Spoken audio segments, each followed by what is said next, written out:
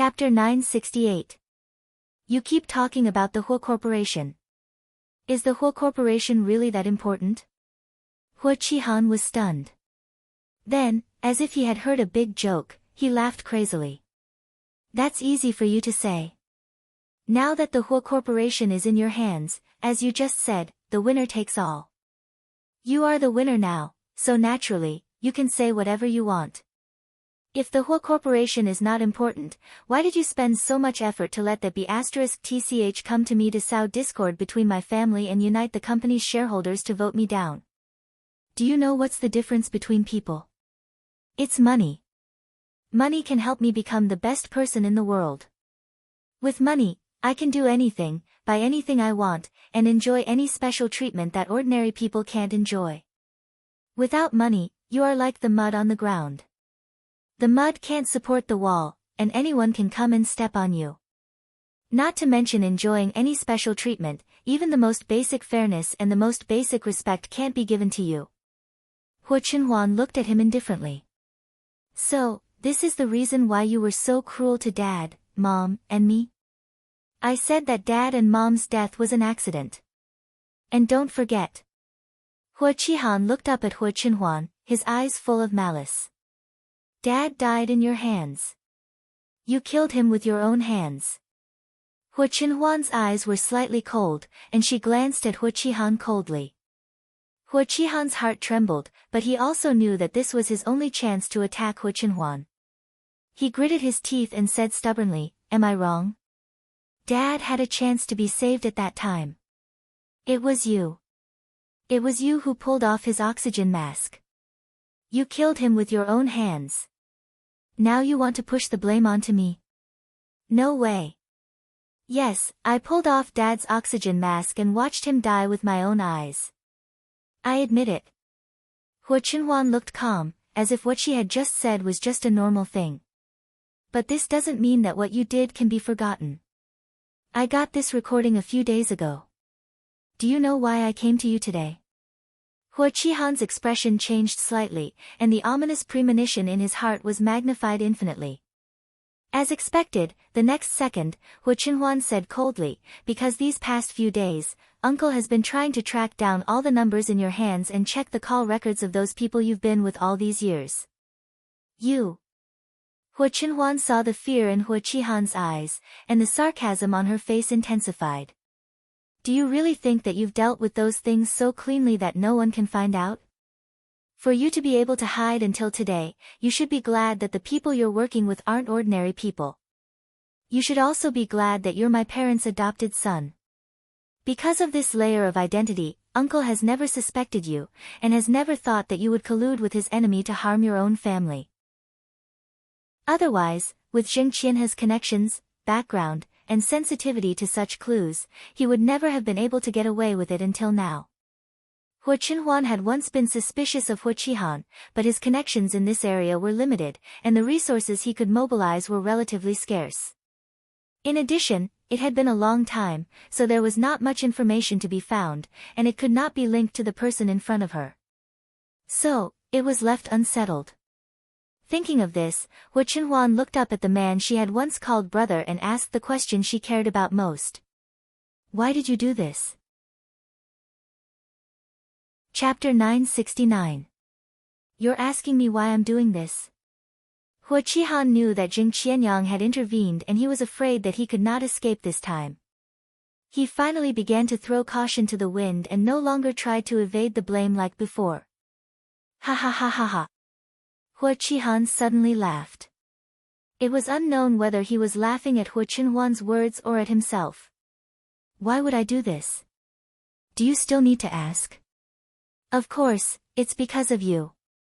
Hua Chenhuan narrowed her eyes and did not speak. Adopted son, adopted son, adopted son. Do you know what I can't stand the most? I can't stand people saying that I'm the adopted son of the family Hua and you're the noble young master of the family Hua. No one has ever mentioned the adopted son in front of you. Father and mother never allowed anyone to mention it. Even I only found out about it by chance when I grew up." Before Hua Chenhuan could finish, Hua Qihan suddenly raised his voice and interrupted him. "It's true that no one mentioned this in front of me, but the way they looked at you and me, their actions, and their expressions all told me this. Why? Why did they deny all my years of hard work as soon as you appeared? Why did I have to be reduced to a background of ridicule as long as you were around? Because you have the blood of the family Hua flowing in your veins and I was just adopted? Hua Qihan did not know when he started having these thoughts. He only knew that he was holding back his anger in his heart, but he did not dare to vent or resist because he was afraid. He was afraid that once he showed the slightest bit of negative emotions, he would be called ungrateful and be driven back to the dark place by his parents where he could not even eat his fill. Mother Hua had been feeling this way ever since she was pregnant with Hua Qinhuan. However, at that time, the two adults in the family were very considerate of his feelings. They repeatedly stated that his younger brother's arrival would not cause any changes to the family, nor would it affect him in any way. He was still the eldest son they loved and cared about the most. It was just that in the near future, this family would have one more family member who could live and grow up with him. Hua Qihan believed him and quickly adjusted his mindset. However, the fear and inferiority that were buried deep in their bones were not so easily dispelled by a few words, especially when there was a fuse beside them. It was even easier for these negative emotions to go out of control. Not long after Hua Qinhuan was born, Hua Qihan got married and married his girlfriend, who later became Mrs. Hua. Mrs. Hua was willing to marry Hua Qihan because they had feelings for each other. However, Hua Qihan's family background was obviously a factor that the woman and her family were more concerned about. The family Hua had kept Hua Qihan's identity a secret, so when Mrs. Hua married into the family Hua, she did not know about it at all. However, they saw each other every day and got along with each other day and night. Mrs. Hua eventually discovered this big secret and her expression changed. Hua Qihan still remembered how his wife had run to him excitedly after learning the truth. She was angry and sad, crying as if the sky had collapsed. She had even said a lot of unpleasant things, shouting that she wanted to divorce him and return to her parents' home. That was a thorn in Hua Qihan's heart and the first thorn that caused the series of tragedies that followed. Fortunately, Mrs. Hua did not make a fuss for long because she found out that she was pregnant. Chapter 970. Mrs. Hua's impulsive declaration of divorce was declared bankrupt because of the arrival of this child, which also allowed her to calm down. She felt that she couldn't just sit and wait for death. Even if it wasn't for herself, she had to make plans for the child in her belly. It was also from then on that Mrs. Hua began to have frequent conflicts with Hua Qinhuan's mother. Every time there was a conflict, Hua Qinhuan's father would take his wife and youngest son out for a few days, leaving Hua Qihan to comfort and educate his wife. Unexpectedly, their departure gave Mrs. Hua an opportunity to take advantage of.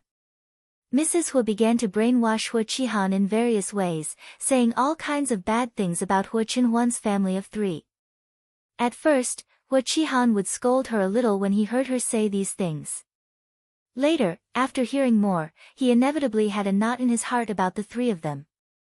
In particular, as Hua Qinhuan grew up, his appearance became more and more similar to the couple's. It was almost as if he had grown up according to their strengths. When he was young, people around him only thought that he was cute. When he grew up a little, everyone's focus began to change. More than once, Hua Qihan heard family Hua and his wife praise Hua Qinhuan's good looks at banquets. They even asked Hua Qinhuan in a roundabout way if he already had someone he liked. If not, there was a girl in their family who was about the same age as Hua Qinhuan. They could arrange a time to meet and get to know each other. After that, Hua Qinhuan grew up a little. Family Hua and his wife would occasionally bring him along when they attended banquets. Some people saw this and thought that the 2 of them doted on their youngest son more. They began to flatter Hua Qinhuan unabashedly in order to get on the family Hua's good side. They even used Hua Qihan as a comparison. They said that Hua Qihan, the eldest son, was already so outstanding, and Hua Qinhuan, the youngest son, was even more outstanding. The family Hua was really blessed. Although he knew that most of these words were just flattery, Hua Qihan still felt uncomfortable when they fell on his ears. However, this only made Hua Qihan unhappy. What really made him explode and have the intention to kill the 3 members of the Hu family was, because of another matter. No one is denying your hard work. You're the one who's stuck in a dead end. That's easy for you to say. You've never been in my shoes, and you've experienced everything that I've experienced. Of course you can say something like that so easily. When everyone denies you, when everyone who was originally on your side decisively abandons you when they have a better choice, and when everything that originally belonged to you disappears overnight, will you not go down a dead end? Do you think all of this doesn't matter? Hu Qinhuan listened to Hu Qihan's eloquent complaints. She did not feel sorry for him at all. Instead, she felt sorry for herself and her parents. When you're complaining that they gave birth to a child to compete with you for the family property and resenting that my birth took away a part of your attention, you've never thought that everything you have was originally given to you by them. They have never mistreated you, nor have they ever thought of abandoning you. Even their love for you has never decreased because of my appearance. You're too greedy. You want everything. You only want to ask, but you're unwilling to give in at all. Even I've never thought of competing with you. Do you still need to compete? Your existence itself is the biggest threat to me. It was your appearance that shattered my dreams and the balance of our family. If it weren't for you, our family would still be fine. I'm their only son and the child that they're most proud of. Chapter 971. The more Hu Qihan spoke, the more agitated he became, as if he wanted to vent all the dissatisfaction and grievances that had been buried in his heart over the years. Everything is ruined because of you. If only you had never appeared. As long as you didn't appear, none of this would have happened. Your existence itself is a mistake. Mom shouldn't have given birth to you. Hu Qinhuan's face darkened slightly. She knew that she couldn't talk to this kind of person who only thought from the perspective of his own interests.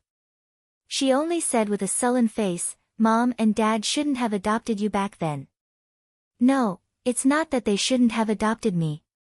It's that they shouldn't have had you after adopting me and given birth to you at all costs. When they adopted me, they promised me that I would be their only child for the rest of their life.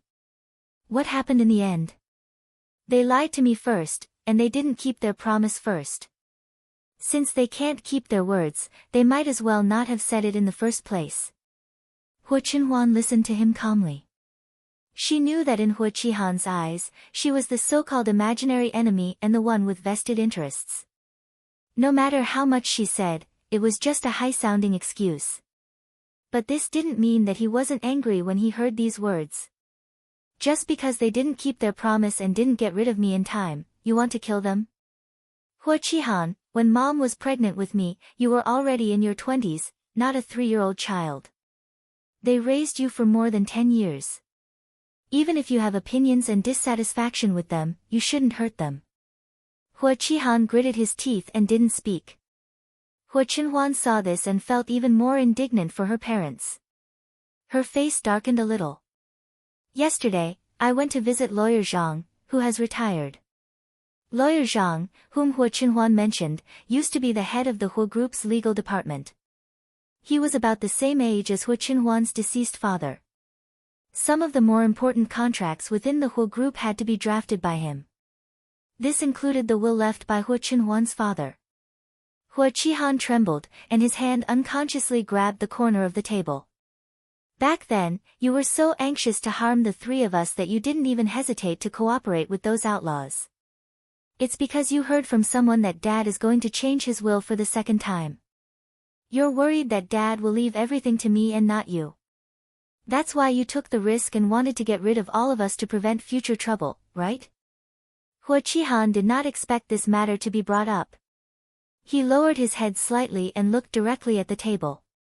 His face was full of unwillingness. Then do you know what the contents of Dad's revised will are? What else could it be? Hu Qihan smiled sarcastically.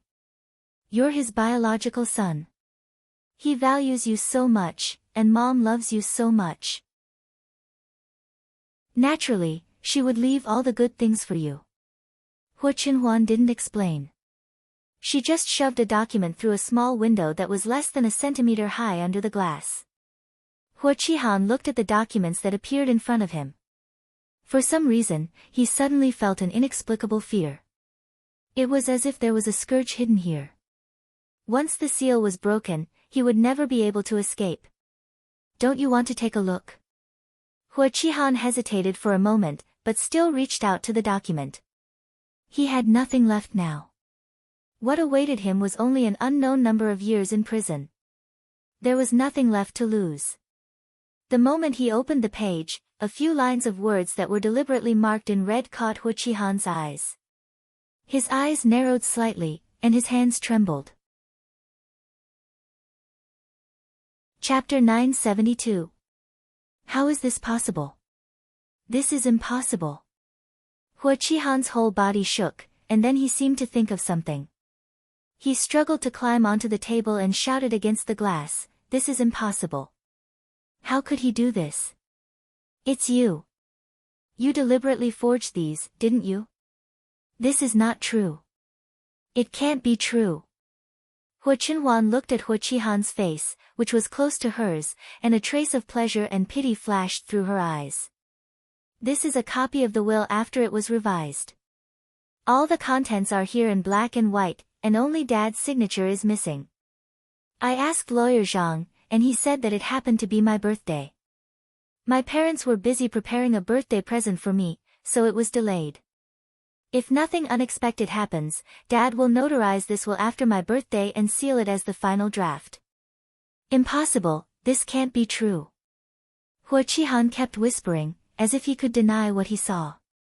He seemed to have aged 10 years all of a sudden. He no longer had the fierce look that he used to have when he accused Huo Qinhuan of not being born into this world. Huo Qinhuan looked at him through the glass and did not forget to give him a fatal blow. I'm sorry to disappoint you. In the revised will, the Huo Corporation is still yours. It's just that some of the shares that originally belonged to you are given to Huo Xiaofeng, and a part of the real estate that originally belonged to me is transferred to Huo Xiaofeng's name.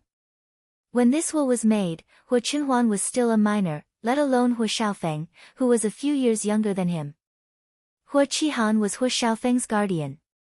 These things were said to be for Huo Xiaofeng, but in fact, they would all fall to Huo Qihan in the end, and he would pass them on to Huo Xiaofeng in the future. From the beginning, there was no so-called preference. His parents had always tried to make them feel the same love. They were even worried that Huo Qihan would think too much, so they took his son into consideration. Who would have thought that because he pursued this balance too much, he would attract a fatal disaster for himself? You always compare yourself to me, to those favored juniors of the big families, but you forget that you were originally just an orphan with no one to rely on. It was your parents who took you out of the orphanage, gave you the love of a parent and gave you a home. There are millions of people who have been adopted in this world. I don't dare to say that you have the best life, but at least you won't lose to others. Even the blood relatives of those big families rarely care about their descendants the way your parents care about you. Huo Qinhuan's eyes flashed coldly. It's a pity that you don't deserve this attention. From beginning to end, Huo Qinhuan had never mentioned anything about Huo Qihan cooperating with them to find out the culprits who had killed their parents. After dropping this bombshell that was enough to make Huo Qinhuan regret for the rest of his life, Huo Qinhuan did not have a trace of nostalgia. She turned around and left the small and depressing room. The moment she closed the door, Huo Qinhuan heard Huo Qihan's roar and mournful cries coming from inside. Su Yiyan listened to Huo Qinhuan's story and was speechless for a long time. She did not know how to comfort him. Huo Qinhuan looked at his wife's cautious and hesitant look.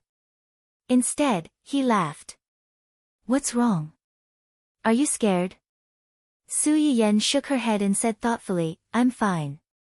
I just think that he might regret it. Huo Qinhuan raised the corners of her mouth slightly, but there was no trace of a smile in her eyes. Yes, he might regret it. Even if it's not for my parents' unreserved love for him, he should regret it for the huge loss of the inheritance. Chapter 973. Su Yiyan's heart seemed to be pricked by something. It hurt so much that her nose was slightly sour. She plunged into Hu Chenhuan's arms and hugged his waist tightly. Hu Chenhuan was slightly stunned. He was both angry and distressed. Why are you crying before I've even cried? Su Yiyen's tears fell down. She sobbed and said, because I know you can't cry. If you can't cry, I'll cry for you. You. Hu Chenhuan reached out and touched Su Yiyen's head, letting her cry until her shirt was wet. Don't listen to his nonsense. It's not your fault. You can only blame your parents for being too kind. Someone is too greedy and ruined your parents' kindness. After Su Yiyen finished speaking indignantly, she could not help but ask, you've said so much, but you didn't ask him to help lure those people out. Isn't everything you've done before going to waste? No, Uncle is there. My task has been completed. Uncle will take over the rest. Oh. Su Yiyen nodded. Will he agree to help? He will. Are you sure? If he is not hopelessly stupid, he should understand that this is his only chance to absolve himself of the charges and atone for my parents' sins. With his selfishness, he will not let go of this opportunity. Oh. Su Yiyen breathed a sigh of relief, but at the same time, she felt a little suffocated. Of course, it would be great if Hu Qihan was willing to cooperate, but to atone for his crimes? Why did these words sound so uncomfortable? Were his crimes something that could be easily dismissed? As if seeing Su Yiyen's thoughts, Hu Chenhuan comforted her in a low voice, don't worry, he has a lot of crimes. Not to mention that he colluded with several senior executives in the company to evade taxes and used unfair competition to disregard human life. Just the crimes of him bribing his family to steal his child and colluding with those people to murder my parents and me are enough for him to die. Just helping Uncle and the others catch people will only allow him to live for 2 or 3 more years at most. Only then did Su Yiyen's expression improve. He snorted coldly and said, this kind of ungrateful dog, even if it's only for 2 or 3 years, it's still too cheap for him. Hu Chenhuan's parents had died when he was young, and his legs had been like that for more than 10 years. From a kind-hearted and sunny young man, he was forced to grow into a cripple that everyone was afraid of and hated. Wherever he went, he had to endure people's pointing and whispering behind his back for more than 10 years. And all of this had something to do with Hu Qihan. Su Yiyen's heart was burning with anger. She wished she could run to Hu Qihan right now and poke 1,000 holes in his body with a needle. She wanted him to be paralyzed for the rest of his life and lie in bed with only his eyes that could move. After she calmed down, Su Yiyen's gaze fell on the black rose specimen on the table. She frowned and said, this specimen looks a bit unlucky. Why don't you put it away? If you like it, we have ready-made materials in our yard. I'll make another one for you. Although she hadn't touched this thing for a long time, since she could make it when she was a child, there was no reason why she couldn't do it now that she had grown up. Su Yiyen was full of confidence. She planned to call her mother in a while and ask if there were any notes at home that she had made when she was a child. Hu Chenhuan glanced at Su Yiyen and then at the specimen. He smiled slightly and said, no need. This is the first gift you've given me. In a way, it's also a token of our love. Chapter 974. Token of Love. Su Yiyen was stunned for a moment, then her face turned red. She said angrily, you said that you didn't have any thoughts about me when I was young. If you didn't have any thoughts about me, why did you treat this as a token of love? I wasn't even 11 years old at that time. Hu Chenhuan only wanted to tease her. He really didn't think about that. He hurriedly explained, okay, I'll be honest. Actually, it's because this flower saved me once. Saved you? Su Yiyen looked up at him in surprise. She didn't expect that to be the reason. Not long after I sent you back that day, I got into a car accident. My blood spilled on the flowers you gave me. The smell was a little strong. For dried flowers like this, in order to ensure that the color of the flowers would last long, some chemicals were usually added. It was fine when it was dry. The roses had a certain fragrance that would cover the smell of the chemicals, so it didn't have much of an impact. But once it came into contact with water, the pungent smell of the chemicals would spread. Normally, this smell would only be disgusting. However, when Hu Chenhuan had lost too much blood and was about to lose consciousness, it unexpectedly had some unexpected effects. Even the doctor who operated on him later sighed. He felt that it was especially incredible that Hu Chenhuan could be sent to the hospital with his consciousness intact when he was so seriously injured.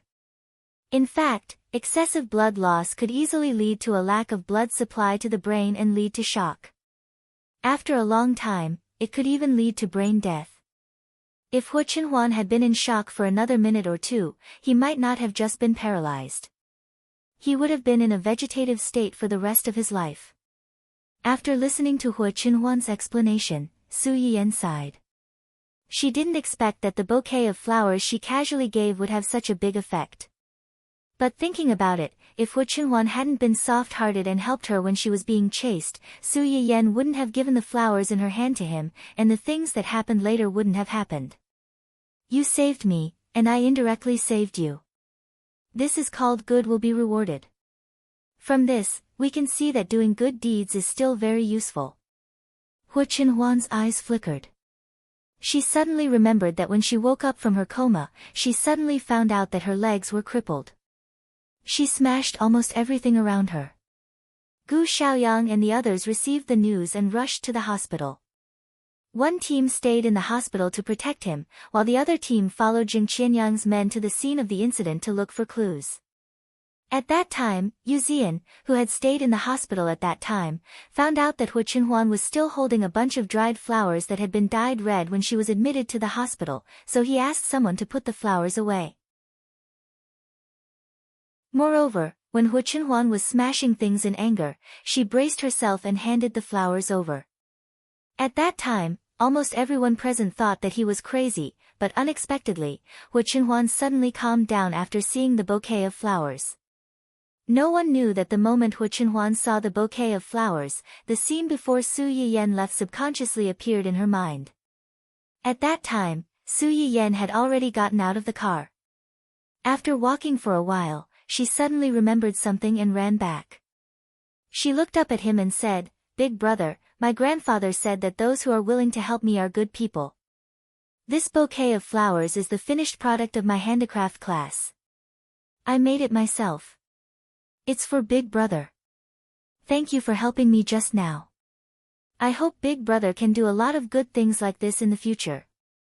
I hope Big Brother can be safe and everything goes smoothly. Good people will be rewarded." Chapter 975. A child's world was always naive and simple. Just like Su Yiyan at that time, she felt that anyone who helped her was a good person. Because this was a good person, she hoped that this good person would always be good and occasionally help others who needed help like her. The little girl's tender voice kept echoing in Hu Chenhuan's ears, calming him down for a moment. But it was only for a moment. When Yu Zian handed this bouquet of flowers to him, Hu Chenhuan was indeed stunned for a moment, but he quickly came back to his senses. He didn't continue to smash things, but he asked Yu Zian to take the flowers out and throw them away. Yu Zian was also very confused at that time. He stood there stupidly, not knowing what to do with the flowers. Fortunately, Zui Yanbai knew the inside story early on, and the driver had woken up before Hu Chenhuan to understand the whole story. He vaguely hinted to Yu Zian to take the flowers out, but didn't ask him to really throw them away. Instead, he asked him to temporarily put them away so that Hu Chenhuan wouldn't see them. Sure enough, after Hu Chenhuan's legs were broken, his parents were dead, and most of the family's assets went to his eldest brother. He went from being favored by the heavens to being a cripple that no one cared about. Suddenly, one day, he took the initiative to ask about this bouquet of flowers. Yu Zian was completely dumbfounded at that time. He subconsciously glanced at Zui Yanbai as if to say, "How did you predict the future? That's amazing." Hu Chenhuan recalled the scene at that time, and the corners of his lips curled up slightly. He would never have thought that he would fall in love with the owner of this bouquet of flowers so many years later. He would even marry her and have a child with her. He also used another method to preserve this bouquet of flowers, and it became a witness to their first meeting. Are you curious when I fell in love with you? Su Yiyen's eyes lit up slightly, and she hurriedly nodded. Yes. Actually, I don't know. At that time, I only felt that everything was suddenly gone.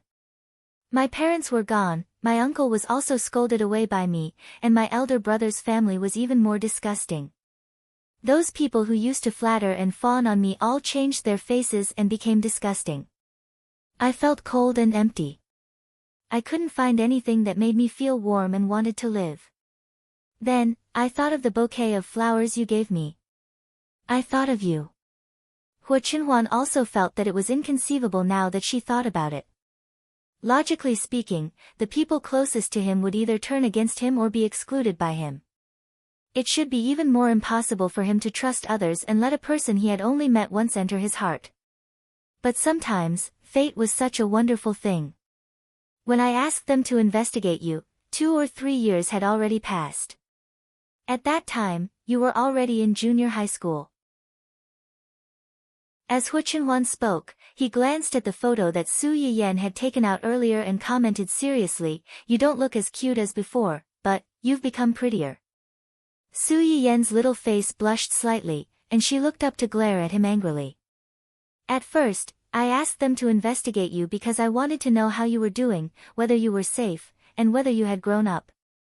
But after looking at the photos they brought back, I don't know what happened, but I asked them to find a group of people to follow you. At first, they only took photos of you in school or when you went out to play with your friends and classmates. Once every 2 or 3 months, or once every 1 or 2 months. Later on, it became half a month, a week, 3 days. After that, other than taking photos, they would occasionally take videos of you fooling around with your friends and family. Chapter 976. When Hua Qinhuan talked about this, his eyes lit up. Obviously, he liked the experience of secretly watching and guarding the treasure. Perhaps it was just like the saying that people were always greedy. When something was missing in their lives, they would uncontrollably be attracted by the thing that was missing. That period of time was the darkest period of Hua Qinhuan's life. He, who was addicted to hell, naturally yearned for light the most. And Su Yiyen happened to be the light that suddenly shone into his heart.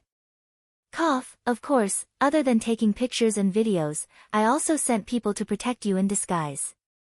I don't want something like that to happen to you again. Really? Su Yiyen was skeptical. Why did these words sound so guilty? Hua Qinhuan nodded seriously, but then he seemed to have thought of something and his face darkened. Although I'm not sure when I fell in love with you, I was really sure of my feelings for you when you just started your first year of university. Su Yiyen blinked and was a little confused. First year of university? Did something special happen in her first year of university?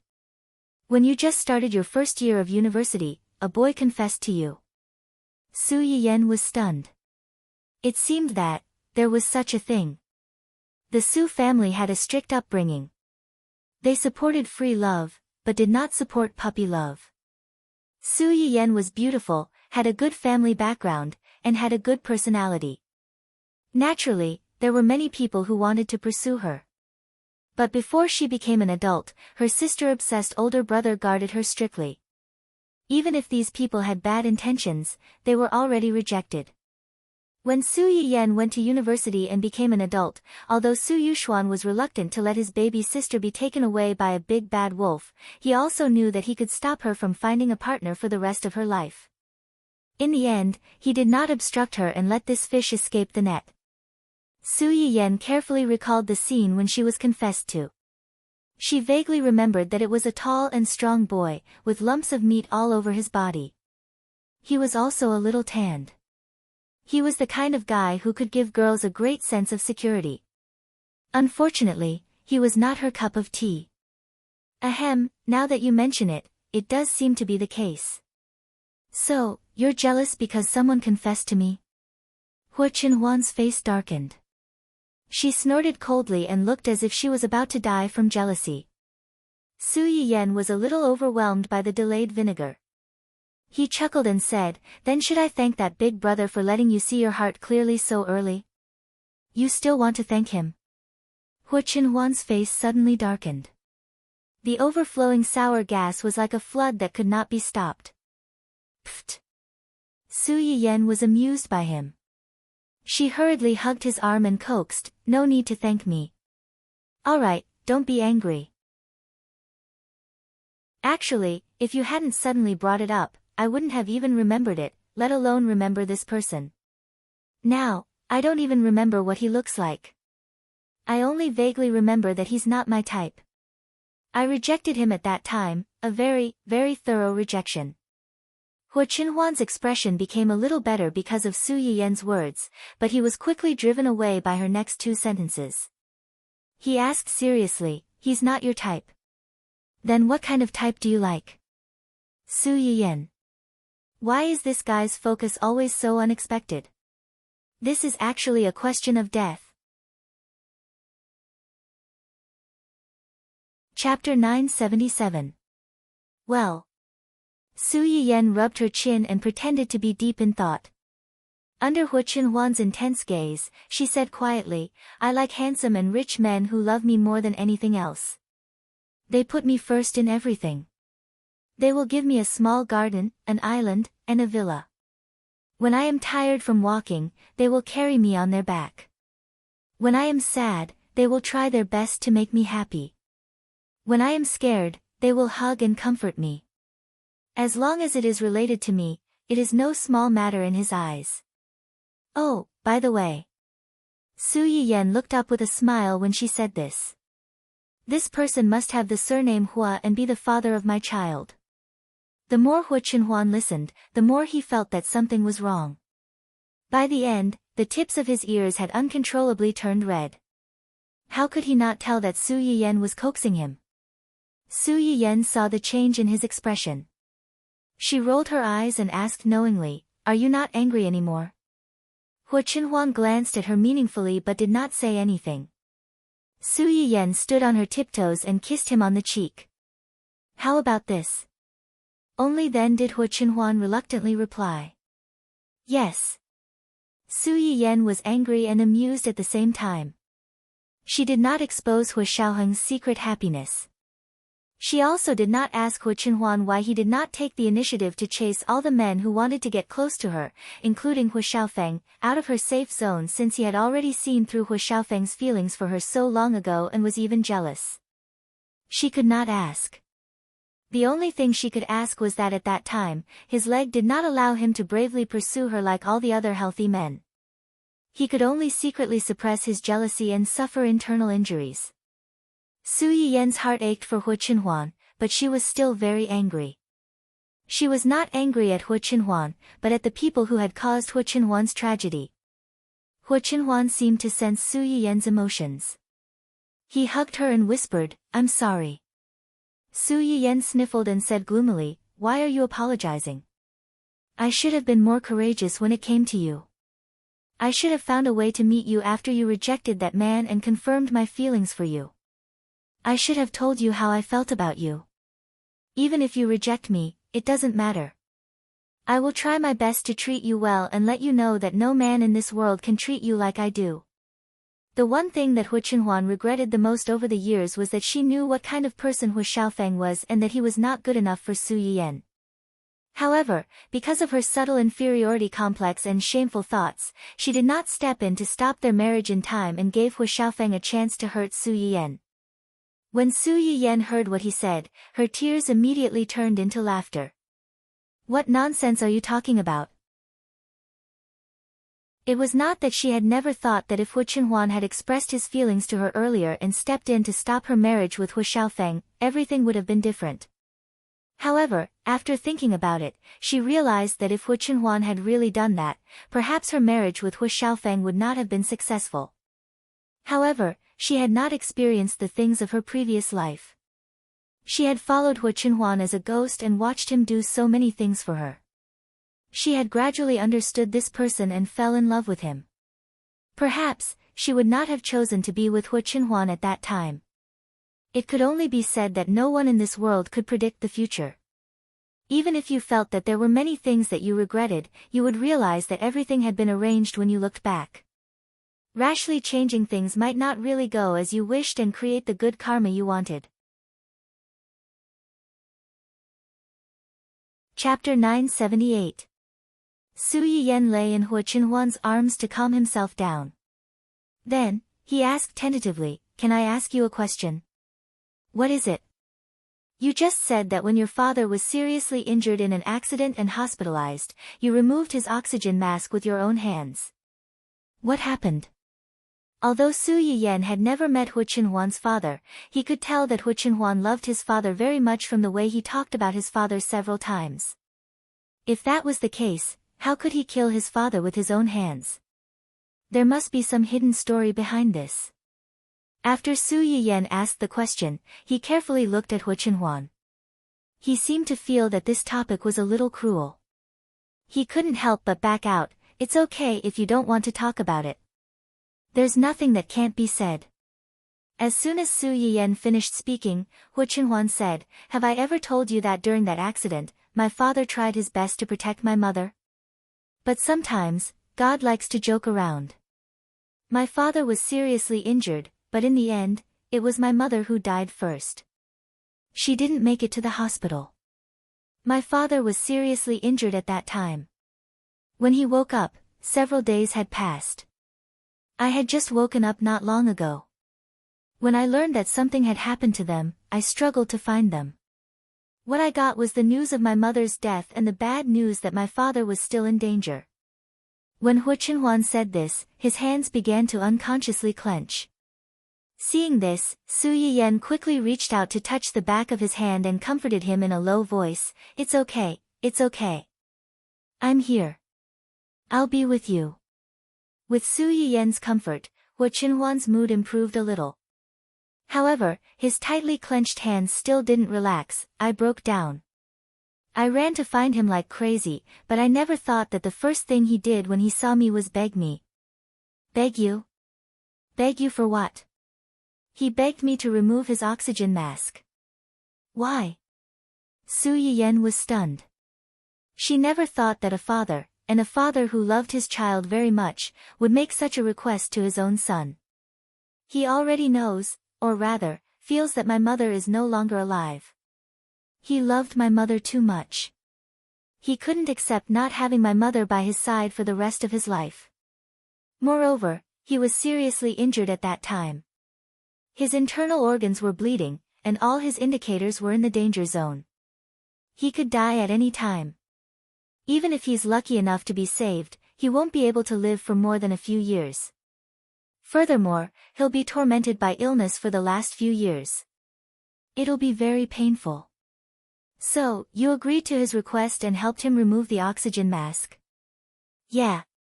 Hua Qinhuan responded in a low voice, forcing a smile on her face. "Now you know why Hua Xiaofeng was so afraid of me, right?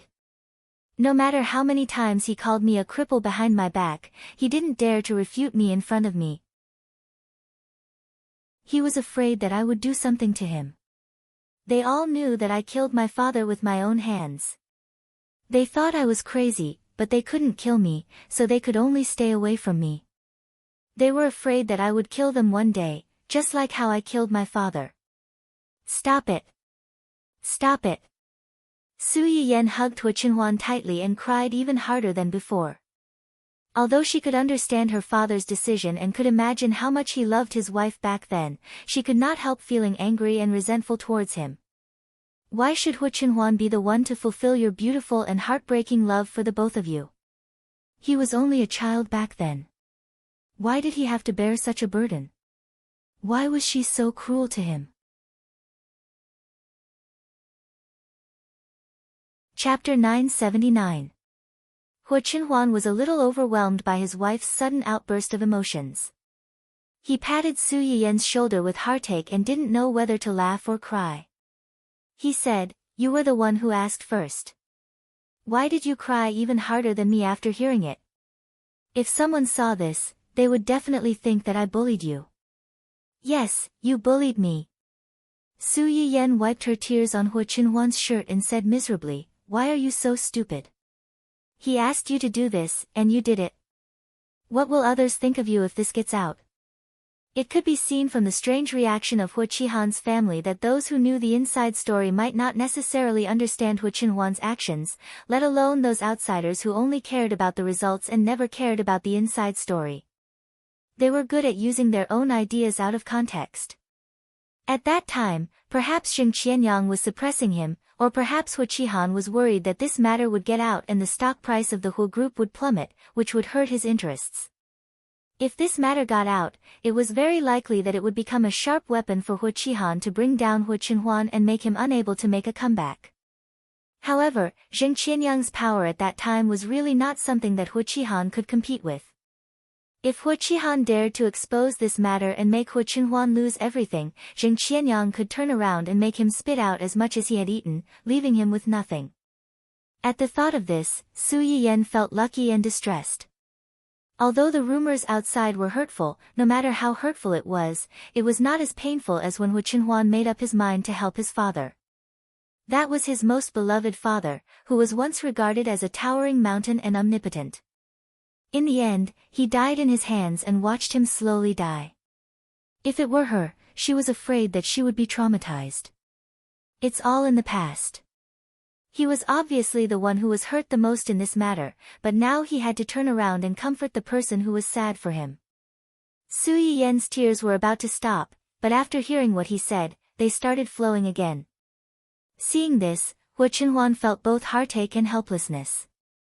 She said hoarsely, "Yan, actually. I used to be jealous of you." "Jealous of me?" Hu Qinhuan did not say anything. She lowered her head and stared at Su Yiyen for a long time. Hu Qinhuan was not lying. He was indeed jealous of Su Yiyen. They were both a family of 4, but the Su family's situation was indeed many times better than the family Hua's. Su Yiyen was the darling of everyone in the family. Her parents loved her dearly, and her brother doted on her very much. There had never been a situation where they hurt each other because of competing for attention.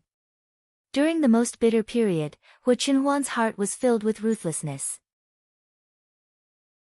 Because of this jealousy, she even thought of destroying her. Why was he in so much pain, living in a dark hell every day, suffering both physical and mental torture? No matter how hard he struggled, he could not be saved, but she could be so happy. He wanted to pull her down to be with him, but the last trace of rationality in him told him that if he really did that, his world would really fall into darkness and be bleak for the rest of his life. Therefore, the reason why he did not dare to get close to Su Yiyen was partly because he felt inferior, and partly because he was worried that he would lose control and unconsciously hurt her. Su Yiyen did not wait for Hu Qinhuan's reply, but she could roughly guess what he was thinking. She sniffed and said, "It's okay. You don't have to be jealous now. I'm yours, and everything I have is also yours. My family is your family, and my family is also your family." Chapter 980. Hu Qinhuan looked straight into Su Yiyen's big eyes, which were full of seriousness and affection. He smiled slightly and said solemnly, "Thank you." Su Yiyen was a little confused. "Thank me for what?" "Thank you for being willing to marry me. Thank you for being willing to share your family with me. Thank you for being willing to work so hard to give birth to a baby for me." Su Yiyen blushed when she heard what he said, but then she seemed to think of something. She reached out and hugged Hu Qinhuan's neck.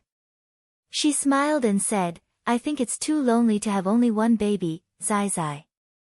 Why don't we work harder and give him a younger brother or sister?" Su Yiyen liked children, and she was the youngest in the family. Although the elders liked her, there were not many people of the same age around her. The children of the collateral branch were only 2 or 3 years younger than her, but most of them were very strange. Su Yiyen didn't like to play with them. She had hoped to have a younger brother or sister of the same age to play with her since she was a child. She didn't realize this wish, so she put her hope on her baby. She wanted to have another child, whether it was a boy or a girl. She wanted them to accompany each other and have a warm, happy and worry-free childhood. Hua Qinhuan didn't agree with Su Yiyan's proposal. Thinking of Su Yiyan's various discomforts during her pregnancy and the helpless situation outside the delivery room when she gave birth, Hua Qinhuan didn't want Su Yiyan to suffer again. One is enough. Now many families don't have one. It's troublesome to have too many children. Su Yiyan looked up at him pitifully. Don't you like the baby? Hua Qinhuan, it's not that I don't like it. I just don't want you to suffer again. But I don't think it's so hard to have a baby. On the contrary, I enjoy it. When I'm pregnant, I can stay at home and do nothing. You would accompany me and take me out for a walk every day. When I was tired, you would massage me. When I felt uncomfortable, you would hug me and comfort me. When my feet were swollen, you would soak my feet every day and coax me to sleep. You would spoil me like a little princess. Hua Qinhuan couldn't help laughing. What you said, even if you weren't pregnant, I could still do it for you. But that's different. What I mean is that it's more satisfying to enjoy these things while pregnant. It feels like our family is firmly leaning against each other and will never be separated. Hua Qinhuan lowered her head and touched Su Yiyan's forehead. She did not object to Su Yiyan's suggestion, but she did not agree to it directly either. Xingxing is still young. If we ask for another one now, we might neglect him. Su Yiyan was slightly startled, and his gaze wavered. Besides, you just gave birth not long ago. It's not good for your health to continue giving birth. I'm not against having another child, but now is not a good time. Su Yiyan pondered for a moment. She had to admit that Hua Qinhuan's words made some sense. She pursed her lips and said disappointedly, okay. Hua Qinhuan couldn't help laughing when he saw her like this. He said in a hoarse voice, we can have another child in the future, but there's something we can do now. Before Su Yiyan could finish her words, she was kissed by someone who lowered his head. The rest of the words were swallowed into the stomach by someone, and he didn't have a chance to speak again for the rest of the night. People say that what you think about during the day, you dream about it at night. Hua Qinhuan hadn't had this dream for a long time. After experiencing a series of shocks such as paralysis of the lower body, the death of her mother, and personally pulling off her father's oxygen mask, Hua Qinhuan had seen a psychologist for a long time. Chapter 981. During this period of time, he basically had the same nightmare every night. In his dream, he was back in the cramped intensive care unit. He was in a wheelchair as he looked at his father, who was wrapped up like a mummy. He wore an oxygen mask and had all sorts of machines attached to his body. Hua Qinhuan was a stranger to her father, especially when she was in her teens. Hua Qinhuan was no different. Back then, he still had the naivety of a young man and regarded his father as a hero who could hold up the sky for him. Now that he had fallen, Hua Qinhuan's world had collapsed as well. Hua Jinyan noticed Hua Qinhuan's arrival and moved his lips under the oxygen mask. Hua Qinhuan leaned closer and heard him asking about his wife's whereabouts. Your mom. Your mom. Hua Qinhuan's heart wrenched. However, she tried her best to remain calm and forced a smile. It's fine. Mom is fine. Dad, take care of yourself. Mom is waiting for you. She is waiting for you to get better. Hua Jinyan did not say anything. He looked at Hua Qinhuan deeply for a long time before he said, don't lie to me. I know, your mom is gone. Hua Qinhuan's heart skipped a beat. She was dumbfounded. After some time, she composed herself and hurriedly said, no. Dad, who told you that? Mom is fine. She is fine. No one told me. Hua Jinyan struggled to speak.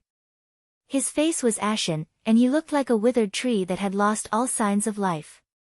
He looked old and frail. I could feel it. Back then. I was holding your mom. She was bleeding non-stop, and we were stuck in the car. We kept waiting for someone to save us, but no one came. Later, your mom fell asleep. I kept calling her, but she didn't respond. I could feel people coming and going. They separated us. I wanted to hold on to her, but I couldn't. I knew she was leaving. I couldn't stop her. I couldn't stop her. Hua Jinyan's speech was intermittent and was not as coherent as he usually was. When Hua Qinhuan heard the gist of it, her nose started to sting. Zheng Qianyang still didn't allow him to see his mother for the last time. When he returned with Zui Yanbai and the others, he knew that his mother's death wasn't any better than Zui Yanbai's. Hua Qinhuan wanted to go and take a look, but he was also afraid to. This was his subconscious avoidance. It seemed that as long as he did not go, he could deceive himself that his mother was still alive. The woman who loved him the most, who doted on him the most, who always looked at him with a gentle smile, was still there. I couldn't make her stay, so I could only go with her. Hua Jinyan turned to look at Hua Qinhuan with a strange eagerness in his eyes. Qinhuan, do you understand me? It's too lonely for your mother to walk alone. Daddy wants to accompany her. I can't let her walk alone.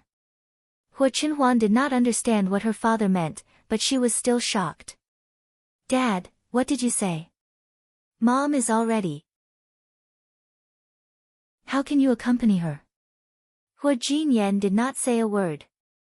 Instead, he looked at his youngest son, who was also his only son, with a conflicted expression. Perhaps he knew that this was too cruel for a teenager, but he had no other choice. Only Hua Qinhuan could help him at a time like this. Hua Qinhuan was also the only person he could trust. Instead of living in such a painful half-dead state, it would be better to end all troubles and leave with his wife. Chapter 982. Qinhuan, are your legs in pain? Hua Qinhuan was stunned. His eyes turned red instantly. He looked like a child who had finally found a safe haven after being bullied. He showed all his vulnerability and sadness to his closest family. Yes. It hurts a lot.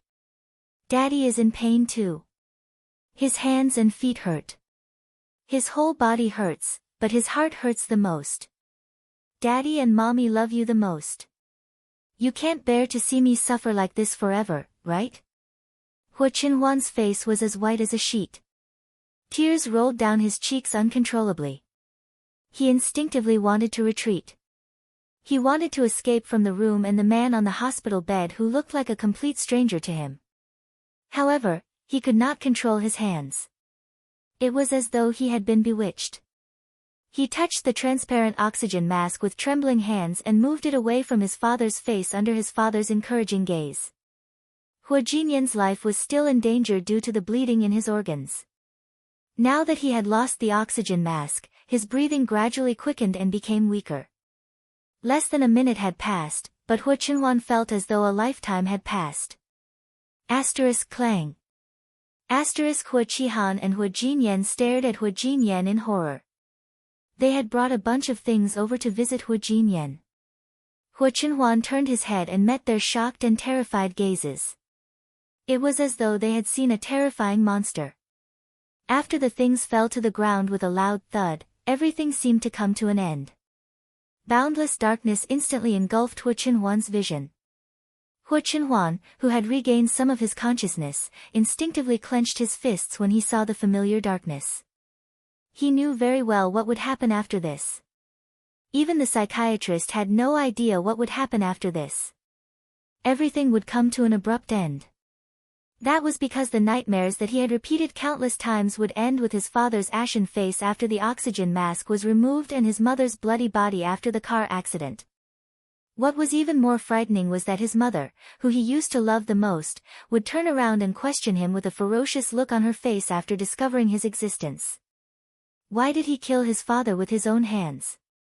As the main culprit, his father, who had instigated him to make a move, was only silently guarding behind his mother, giving him a sinister and twisted smile. Every time this happened, Hua Qinhuan would wake up from her sleep and sit with her eyes wide open for the whole night, unable to fall asleep again. This time, he learned his lesson and closed his eyes before the two of them appeared.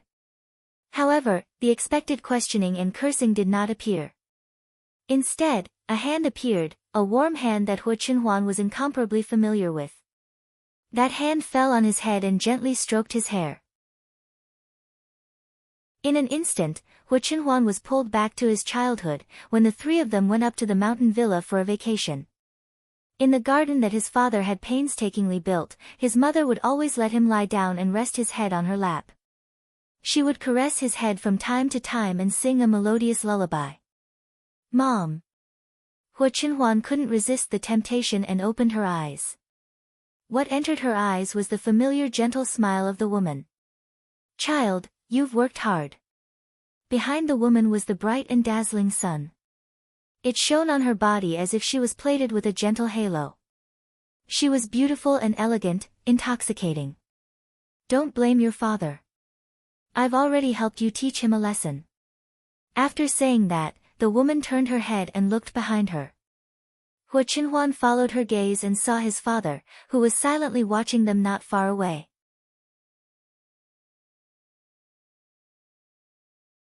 Chapter 983. Hu Qinhuan was familiar with the gentle smile on his face. His hair had turned slightly white, but he was still as tall as a pine tree. It was not the pale and weak man who was lying on the hospital bed on his deathbed.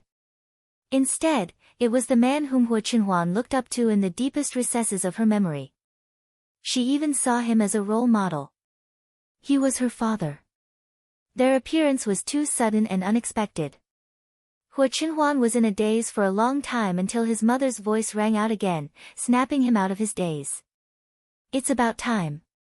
We should go." "Go? Where to?" Hu Qinhuan's lips moved slightly. She wanted to say something, but she realized she could not make a sound. She could not even move. "It's time for you to go back." Her mother patted Hu Qinhuan's head again. Her gentle voice carried a hint of an elder's love for her child. Hu Qinhuan could vaguely detect a hint of reluctance in her voice. "Live well and treat the people who love you well. Daddy and Mommy will love you forever." Teenagers who were 15 or 16 years old were already taller than their mothers. However, they instinctively crouched down in front of their parents. When they were young, their parents would squat down to look them in the eye and talk to them. His soft lips landed on Hu Qinhuan's forehead. His voice was filled with the blessings and expectations of his parents, as well as their reluctance and worry for him. When he raised his head again, he realized that the person who had been standing in front of him a while ago had already walked away.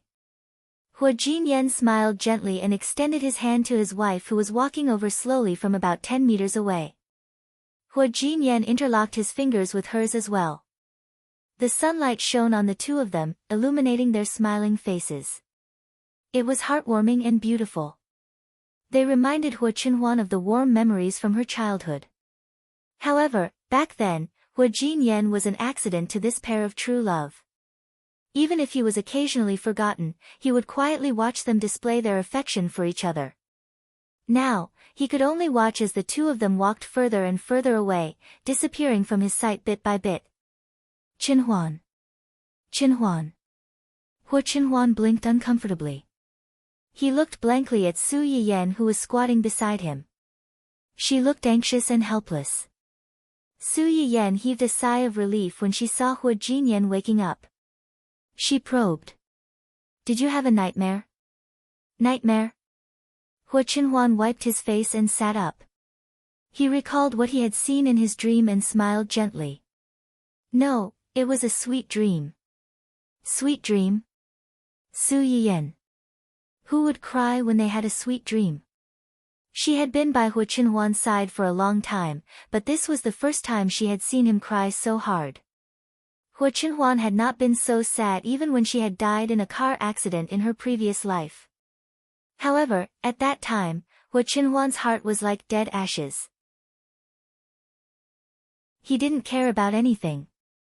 Naturally, he couldn't cry. It couldn't be compared to this. Hu Qinhuan responded in a low voice.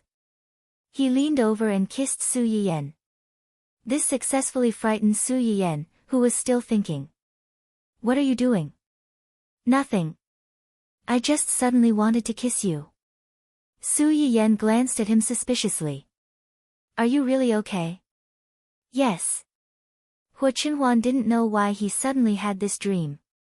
But he had a premonition that this time, they were really far away from each other forever. Recalling what his mother had said in the dream, Hua Qinhuan felt that she must be referring to the people guarding him at this moment. Thinking of this, Hua Qinhuan only felt his heart boiling. He wanted to hug Su Yiyan and kiss her a few more times.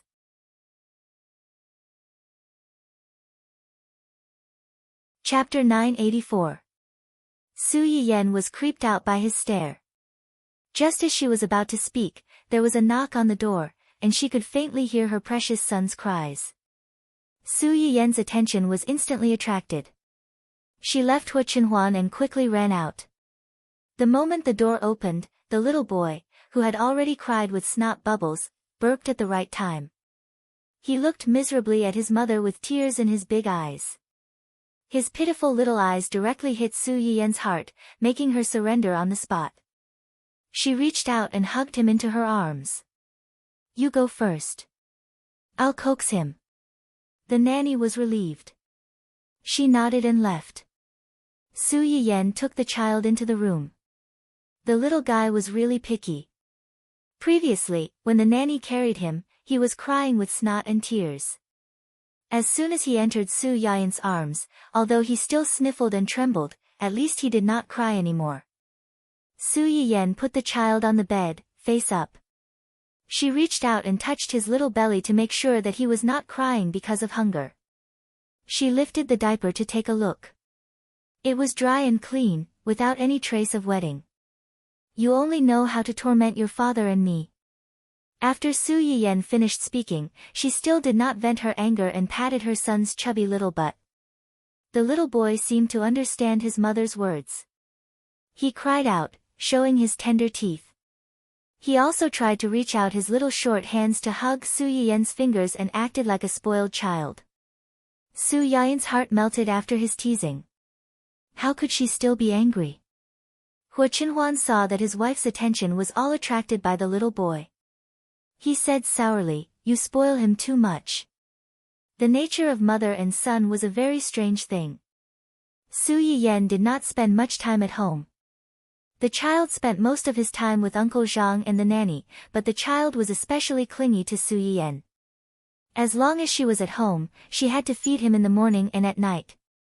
Otherwise, he would throw a little tantrum and cry. Hua Qinhuan had long been displeased with this little guy who occupied his wife's free time. His wife had suffered so much when she was pregnant with him. When she finally gave birth to him, she still had to take care of him every day. She didn't even have time to be alone with him.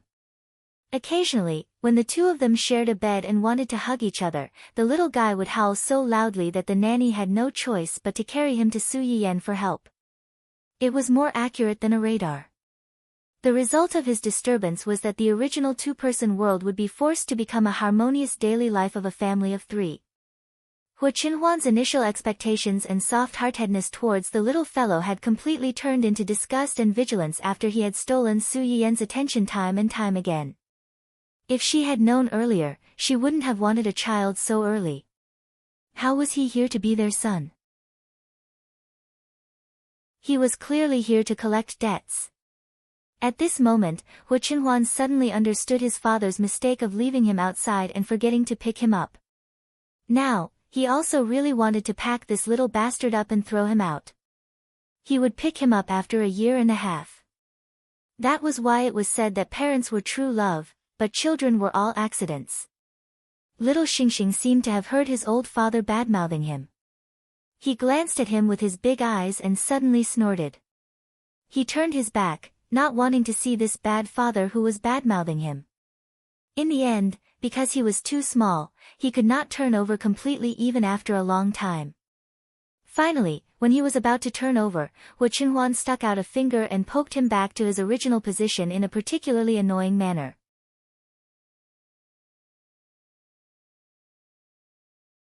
Chapter 985. Victory was right in front of his eyes, but he was beaten back to square one. Moreover, this person was the culprit of his quarrel. The little guy was full of grievances. Finally, he could not help but pout and burst into tears. Seeing this, Su Yiyen slapped away Hu Qinhuan's hand and picked up the child. At the same time, she rolled her eyes at a certain someone, as if to say, childish. Hu Qinhuan. He really could not control his hand that wanted to hit and bully the child. What should he do? Because of this little episode in the morning, little Xingxing did not forgive his father who liked to bully him even after Su Yiyen and Su Yiyen finished their breakfast. He refused to be carried by him and was taken away by the nanny and Yuan Yuan. When Su Yiyen saw this scene, she felt sympathetic and amused. She gloated and said, "You deserve it. Did you really think that you could bully a child who did not know anything?" Although their baby was young, he was very vengeful. Hu Qinhuan. It was bad enough that he was despised by the little guy, but he was also ridiculed by his wife. It was really too difficult for him to be at the bottom of the family food chain. Big Boss Hua, who had lost in his first battle for Hu Jinyao's favor, was feeling extremely depressed. As for Su Yayan, who was the target of the fight between the father and son, she was in a good mood after watching the drama between the father and son. She had forgotten all the bad things that happened 2 days ago. And this good mood continued until the stores and companies under her name started to send in good news one after another. Su Yiyen took the opportunity to invite people to her house for a barbecue to broadcast a few practical small medicine packs. Not long after the broadcast ended, the small medicine packs went online on time in the physical store. Except for some people who lived close to the store and did not have much free time to eat the ready-made medicine packs in the store, most people chose to buy the medicine packs and make them at home. Some people who lived far away and could not eat or buy the medicine packs in the store personally had relatives and friends in the local area. They could ask them to buy the medicine packs and send them over. Their relatives and friends, as well as themselves, who were not in the area, could only watch as buyers flooded the social circles one by one, while they could only drool through the screen. These people quickly joined forces and swarmed over to Su Yiyen's live streaming account and the store's public account to leave messages asking to open an online store. The people in the shop couldn't make the decision, so they simply reported it to Su Yiyen. It just so happened that Yi Qiliang and other researchers saw that her medicine packs were selling well and had good reviews, so they wanted to take this opportunity to work with her and promote some simple and practical Chinese medicine prescriptions and medicine packs. Su Yiyen did not have any objections to this. She was willing to cooperate if she could benefit the public without harming her own interests. Su Yiyen would be considered a shareholder of the technology. After he gave them the recipe, he would leave the rest of the work to others. He would just be a shopkeeper who didn't have to do anything and collected the money leisurely. In addition to this matter, there was finally a new development in Ding Juexi's extramarital affair. Did Ding Juexi and Hai Yi issue an announcement to clarify things? Yes. How did they clarify things? How else can they clarify things? Xia Junxing recalled Hai Yi's extremely perfunctory clarification and really felt that it would be difficult for Ding Juexi to survive this time.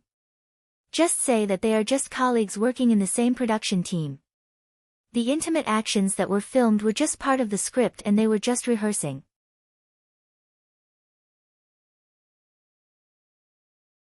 Chapter 986. Audition. Su Yiyen's eyes were full of mockery. They have an emotional scene in that drama. Xia Junxing also laughed. Isn't it up to them whether there is or not?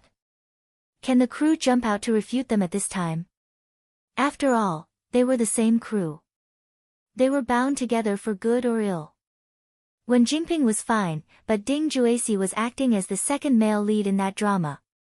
He was already halfway through filming and couldn't be replaced. Otherwise, the loss of the crew was no joke. In order to recover this loss, the crew was bound to be dragged down. Even if there were no emotional scenes, they could still make some emotional scenes for him. If it really didn't work, they could say that the original scenes were deleted because of the negative impact of this incident. Anyway, Words were dead, but the people who spoke were alive, so they could say whatever they wanted. As for going to their respective rooms in the middle of the night, it was also to check the script. At that time, there were other people in the room, not just the two of them. Xia Junxing summarized Hai Yi's clarification statement and added, "Anyway, the reporters who broke the news couldn't have really filmed what they did in the room. Even if they did, in a harmonious society, they couldn't publish it even if they wanted to. If they weren't careful, they could easily get themselves implicated. Naturally, they can say whatever they want." Su Yiyan looked up at Xia Junxing and chuckled. The key to this matter is not what they say, but whether other people, especially their fans and investors who are willing to support them, are willing to believe it. After Hai Yi's statement was released, how did the media and Ding Juexi's fans react? What other reaction can there be? After so long, those who wanted to stop being fans have already done so. The rest are mostly diehard fans who won't shed tears until they see the coffin. Not to mention that Hai Yi Art gave them a perfunctory explanation. Even if they didn't give them an explanation, they would find another way to whitewash their idol's reputation from all sides. These people are persistent, but unfortunately, their persistence is in the wrong place and they are fans of the wrong person. Isn't that right? Who hasn't met a few scumbags when they were young? Even I feel a little sorry for them. However, it was only a little. She thought about how these people had insulted and even cursed other artists, reporters, and even rival artists who were in the same period as Ding Juexi but had developed better than him in order to defend Ding Juexi. Xia Junxing felt that the saying, like idol, like fan, made sense. One was willing to hit while the other was willing to be hit. If you felt sorry for them, they might even laugh at you for being silly. Unfortunately, no matter how persistent these people are, they can't compare to a single word from an investor. Ever since Ding Juexi became popular, he had been selling his image as a good husband and man. Many business partners wanted to work with him because of his image. Now that he's done something like this, there are a lot of partners who want to hold him accountable for breaking the contract. Those who originally thought highly of him and wanted to work with him definitely won't continue to do so. It doesn't matter whether it's now or in the future. His character has collapsed. His future days won't be easy. Su Yiyan sneered, his life couldn't have been any better. Have you forgotten that he has a powerful father-in-law and brother-in-law? He relied on his wife to start his business, but in the end, he abandoned his wife and children. How ungrateful. Don't people in the entertainment industry believe in luck? If he took the initiative to push out a wife who brings good luck to him, not only will his luck be gone, but the benefits he obtained from her will also be taken back double. This is called backlash.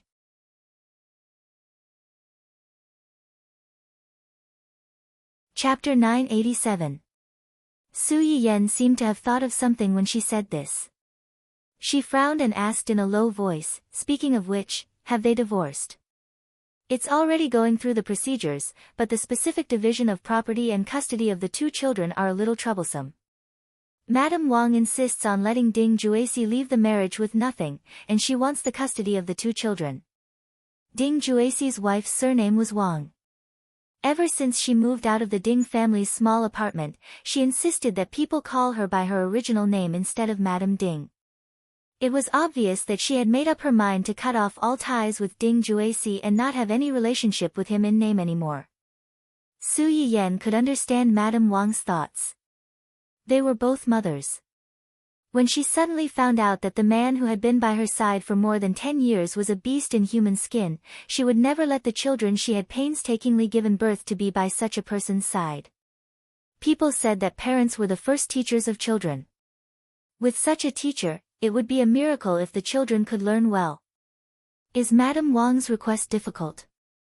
There is a certain level of difficulty, but with the Wang family's connections and financial resources, it's only a matter of time before they win the lawsuit. Su Yiyan nodded in satisfaction.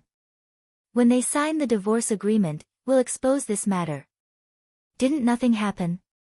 They've already divorced, so how can this be considered nothing? He really treats everyone like fools. His brainless fans like to be fools, but others don't like it. Su Yiyen didn't have much of a grudge against Ding Juesi. She just hated this person. When she saw him, she couldn't help but think of Hu Xiaofeng back then, and it was a low-end version of Hu Xiaofeng. Wasn't it disgusting? By the way, where's Wen Jingping? Has she been in contact with Ding Juesi recently?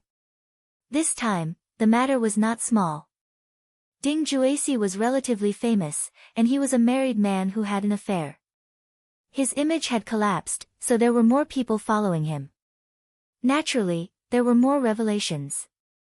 On the contrary, Wen Jingping, the third party who destroyed the harmony of other people's families, should have been reviled by everyone, but unexpectedly disappeared without a trace. She didn't come out to cry and cut ties with Ding Juesi. She also didn't jump out rashly like before and try to use her innocent and harmless face to distort the truth and put a dignified name on her actions. Su Yiyen was not used to this. Could it be that because of the male lead's neglect, this female lead, whose protagonist aura had been constantly dropping, finally had some self-awareness and knew how to know her place? It didn't make sense. If she knew her place, she wouldn't have been so impatient to hook up with Ding Juesi, the spare tire, after being ignored by Dou Tianyi for a few months. At that time, Su Yiyen would never have thought that Wen Jingping would unexpectedly pick up a cheat after losing Dou Tianyi. If this cheat didn't work hard to give her advice behind the scenes and repeatedly stop her from acting impulsively, Wen Jingping would have run out to dance. With such a troublesome host, Wen Jingping's system was really tired. Wen Jingping has less contact with Ding Juesi recently. It seems that she has a new target. A new target? Su Yiyen was stunned. She was indeed the Mary Sue female lead who had a lot of spare tires in the original work. It had only been a few days, but she actually had a new target. Was she decisively abandoning the rook to save the king after seeing that the public opinion was in the wrong direction? If it was the situation in the original work, it would be fine. Although Wen Jingping in the original work was also a B***TCH and flirted with people in all kinds of ways, her heart was Hu Xiaofeng. No matter how much she flirted with this group of people, she kept it within a limit and wouldn't easily cross the line.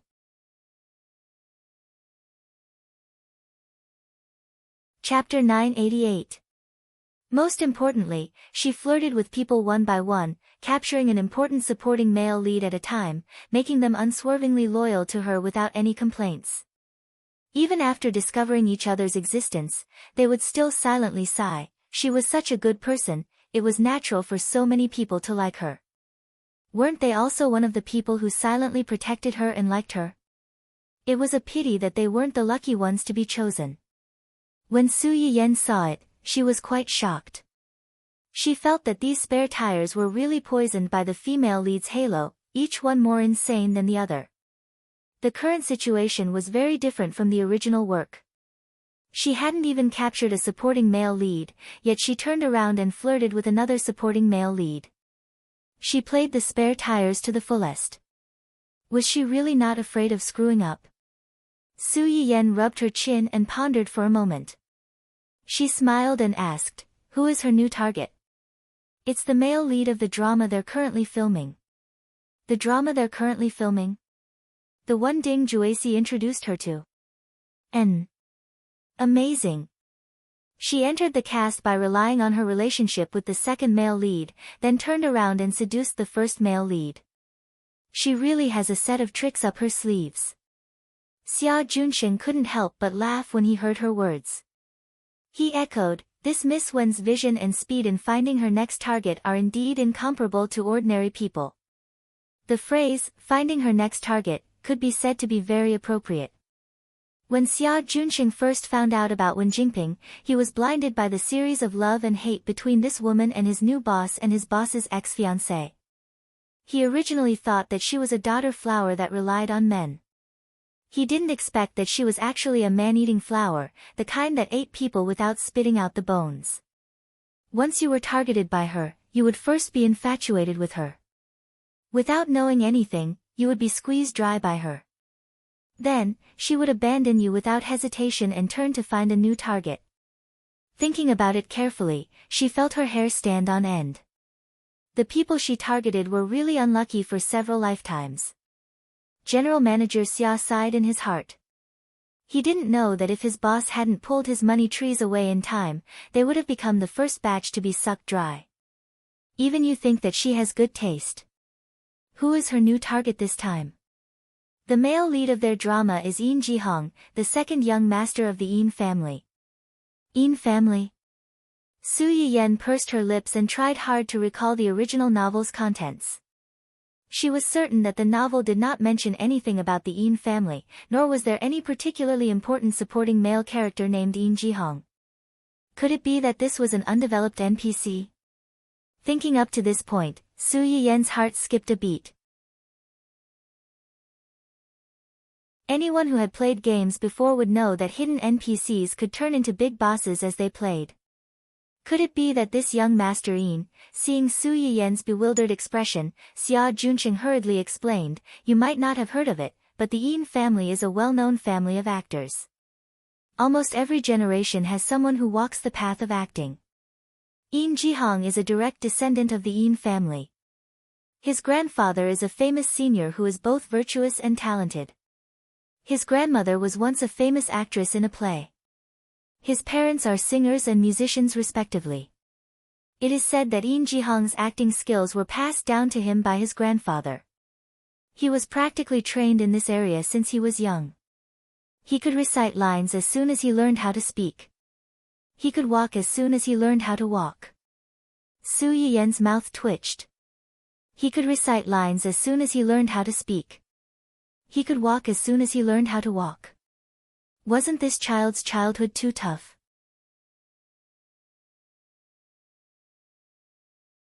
Chapter 989. Imagine eating breakfast and not knowing how to choose from a table of food. The child suddenly said, "I'm picky when it comes to relationships, and you're my type. Can you still eat?" Another example, after washing up at night, you're watching the stars with your lover on the balcony. The child comes out of nowhere and says in a sad and serious tone, "You're watching the snow, the stars, and the moon with him, talking about poetry and life philosophy. Why don't you watch the snow, the stars, and the moon with me, talking about poetry and life philosophy?" Can this couple's romantic little date continue?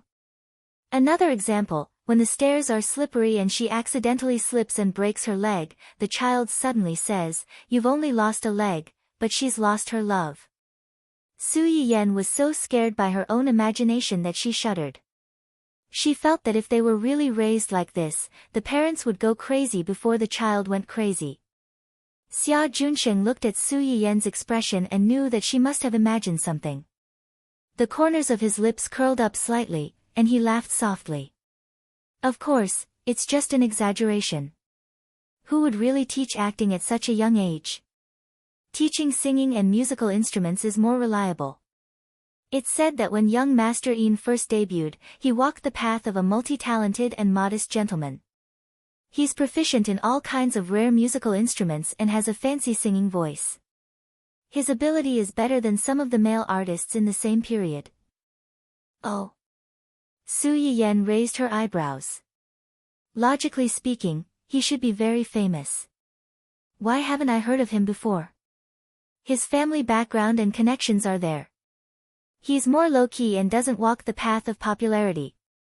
He only acts in a down-to-earth manner and occasionally goes on official variety shows to help promote ancient culture according to the instructions of the higher-ups.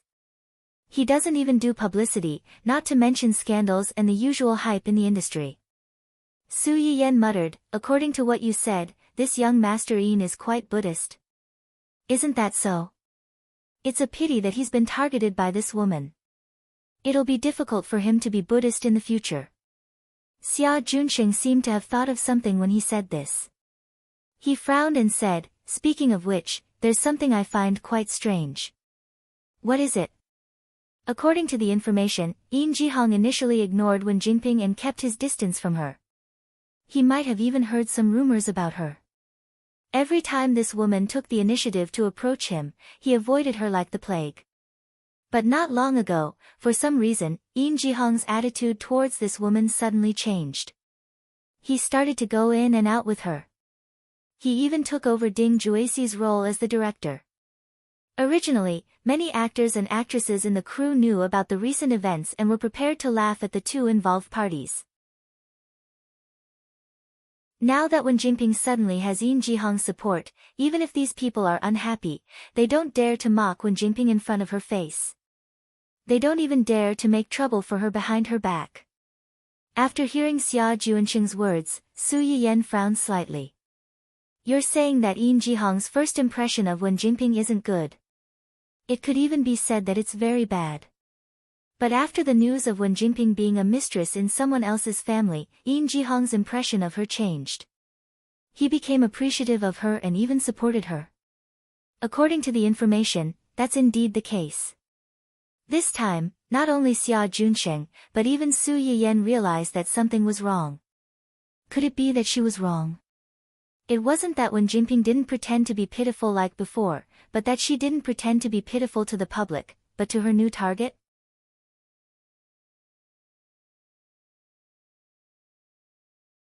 Chapter 990. Or was it because she had already snatched away half of the female lead halo? But was her previous female lead halo so powerful? Su Yiyan's doubts emerged one by one, making her instinctively feel uneasy. This matter is indeed a little strange. Get someone to continue to keep an eye on her first. If she does anything strange, tell me immediately. Su Yiyan was still a little worried as she said, don't let your guard down just because she's more well-behaved now. You've also noticed that she's a little strange. People who hate her may suddenly fall in love with her one day. It's impossible to guard against that. Keep an eye on her and you can take precautions. Although Xia Junsheng didn't understand why Su Yiyan cared so much about this woman named Wen Jingping, as Su Yiyan said, some people might be born a little strange. They were usually quiet, but they might suddenly jump up and bite you. Although it wasn't fatal, it would definitely hurt. Xia Junsheng didn't want to take this risk. Wen Jingping probably didn't expect that the strangeness between her and Yin Jihong would be noticed so quickly. Moreover, the person who noticed it was the person who could control her life and death at any time. The scandal between Ding Juexi and her was so fierce that it caught her off guard. Wen Jingping had been hiding for a few days. It wasn't easy for her to wait for Hai Yi's announcement. She thought that the matter would be over. She didn't expect that not long after this incident, the debut work that she had worked so hard to shoot would be released at this awkward time. Also released at the same time was the blood-sucking, Dancing Red. The result was obvious.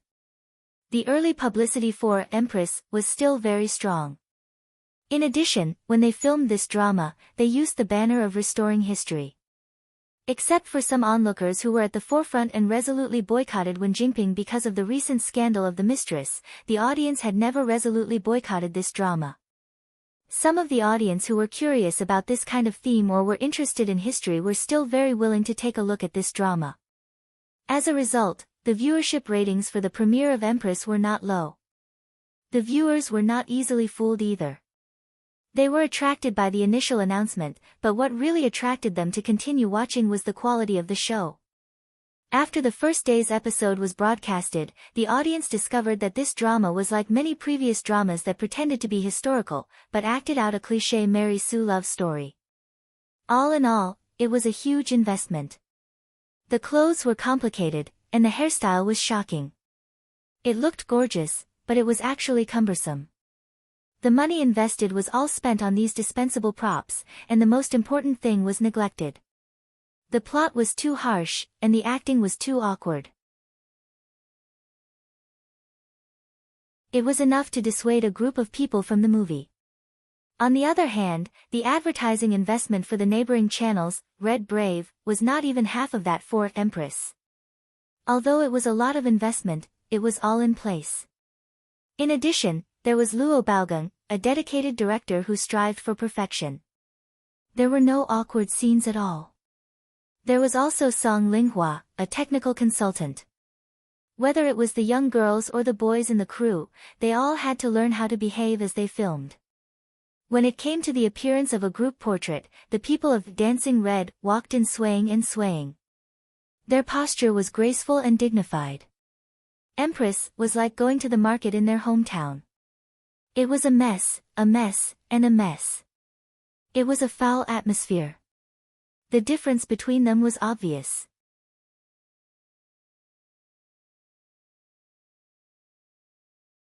Chapter 991.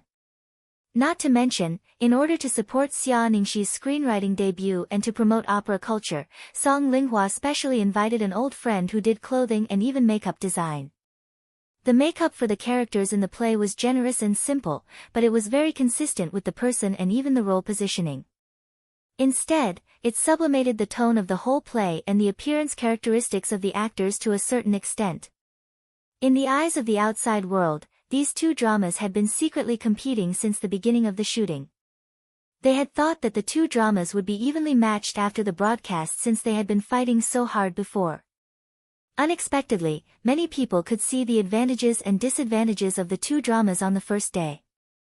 When Jinping looked at the high ratings of the premiere of Empress happily and imagined that in the near future, she would become a well-known beauty and big star. Wherever she went, fans would pick her up and give her gifts, and she would be the center of attention. As a result, this fantasy only lasted for a day, and it was completely shattered by the ratings and word of mouth like Waterloo. On the second day of Empress's broadcast, the ratings plummeted, and it was not even half of the premiere. All kinds of bad comments filled the comment section at the bottom of the online page, and the rating of the drama was directly reduced from 8 points given for the premiere to 5 points, and it was still falling. Is this a big production that claims to have invested hundreds of millions? I think this so-called big production is all about these flashy clothes and jewelry, as well as the sky-high salary of the actors.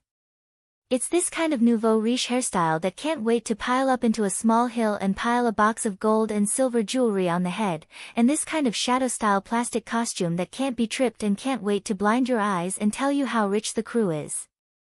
When will these directors and producers understand that whether a drama is good or not depends on the plot and acting skills, and not these messy superficial things? XXX passerby fan, because he also participated in this drama, looked at the makeup photos and clicked on the episode, and was directly blinded by the dazzling. What kind of aesthetic standards do the directors and stylists have now? Do you really think the audience likes your nouveau riche style? Upstairs, I'm also a passerby fan of an actor in this drama. In order to watch him, I endured this strange scene and watched an episode. In the end, I couldn't stand it and was persuaded to quit by the awkward acting skills of a few actors. It hurts my eyes. The director and scriptwriter of this drama are really amazing. Many of the supporting roles are clearly outstanding actors. Even if they aren't considered veteran actors, at least those who have watched their previous dramas know that their acting skills are not bad. At the very least, they won't make the audience fall out of character for no reason. In the end, in this drama, the collective acting skills have gone downhill. Is it the actors who acted half-heartedly or the director who directed half-heartedly? Does no one feel that the lines in this drama are particularly awkward? When I clicked on it, I happened to see the talent show. The lines directly stunned me. She really doubted the scriptwriter's standards. This kind of overbearing CEO line that gave people goosebumps had stopped being popular hundreds of years ago, okay? Does he really think that he's filming a period drama and all the lines have to follow suit? He's really treating the audience like fools. Other than the ordinary audience who were only attracted by the trailer and publicity, but were dissuaded by the plot and acting skills, the viewers of the premiere were more ancient culture enthusiasts who were attracted by the historical drama that Hai-E had promoted in the early days. These people had a real affection for ancient culture. Seeing the things they liked being ruined with their own eyes, their reaction was much stronger than the ordinary audience.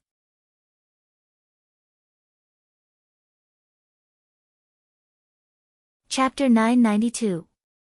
Ancient Earth culture and history enthusiasts are disgusted.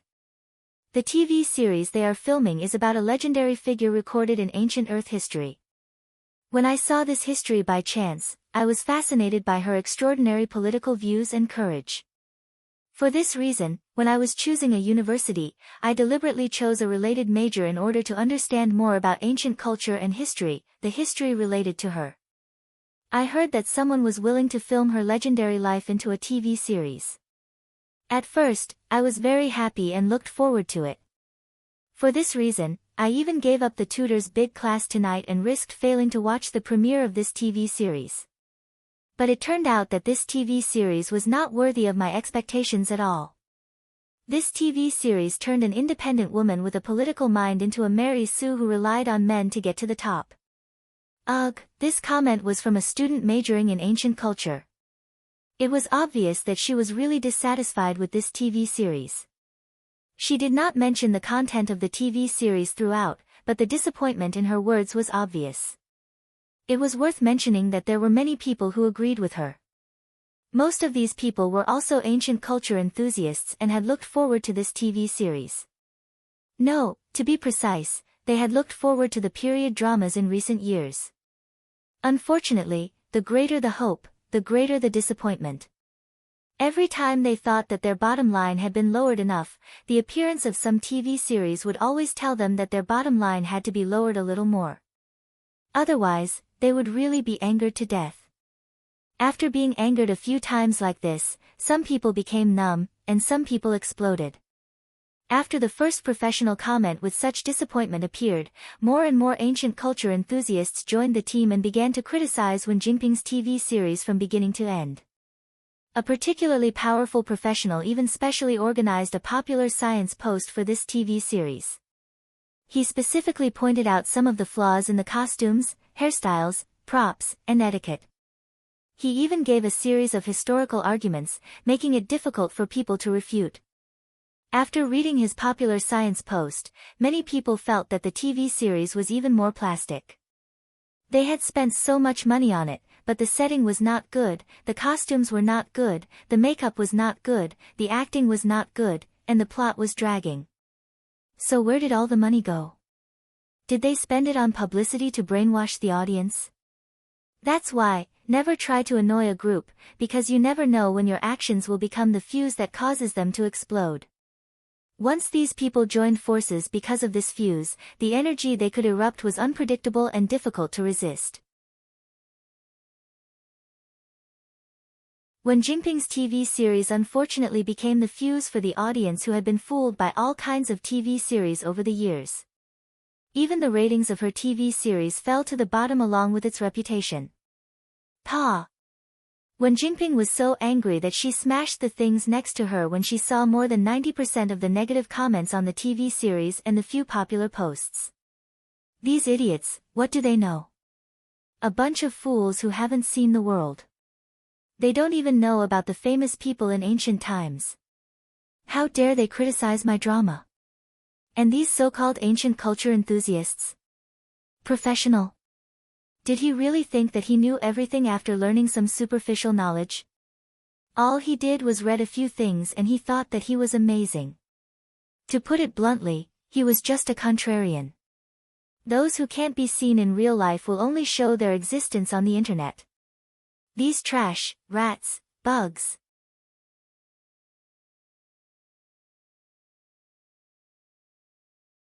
Chapter 993. After venting her anger, Wen Jinping calmed down a little. She seemed to have thought of something and clicked on the comments section of Red Singing. The publicity for Red Singing was actually quite good. Unfortunately, every time there was any movement, another drama would stick to it and deliberately suppress their popularity. Therefore, the premiere ratings of Red Singing were actually a little worse than Queen. This was also one of the reasons why Wen Jinping was so smug. She felt that if her drama suppressed Dong Cheng's drama, she would also be able to suppress Su Yiyan. However, she probably didn't expect that this feeling of superiority would last for a day. As the ratings of Queen plummeted, Red Singing's ratings and reputation steadily increased. They both started with 8 points, but Queen's ratings kept dropping. Meanwhile, Red Singing's ratings had gradually climbed to 8.5 points, and the comments were all positive. This style, this setting, and this acting are really amazing. Compared to the production team next door, the little brothers and sisters are simply fairies. The plot is also very tight and not dragging. I love it. Above, keep a low profile. Let's not flatter and trample on each other. The most important thing is that the production team next door has Hua Hua Lu Feng and extremely embarrassing acting skills. There's really nothing to compare with our drama. Please don't lower yourself. Thank you. When I looked at the cast before, I was worried that the lead actors were not young anymore. Would they be too old to play the little brothers in their teens or 20s? It turns out that I was too narrow-minded. The age of the stars is different from our age. The little brothers and sisters in the drama are so tender that you can pinch water out of them. I can do it again. It's not just because their skin conditions are good and they know how to take care of themselves. Let's talk about the logistics team of this drama. The stylist is teacher Shi Meiling. She was a famous stylist in the entertainment industry back then. The most classic dramas such as The Secret History of XX, XX Dynasty, XX Legend, and a series of very good dramas with good plots were all once the white moonlight in my heart.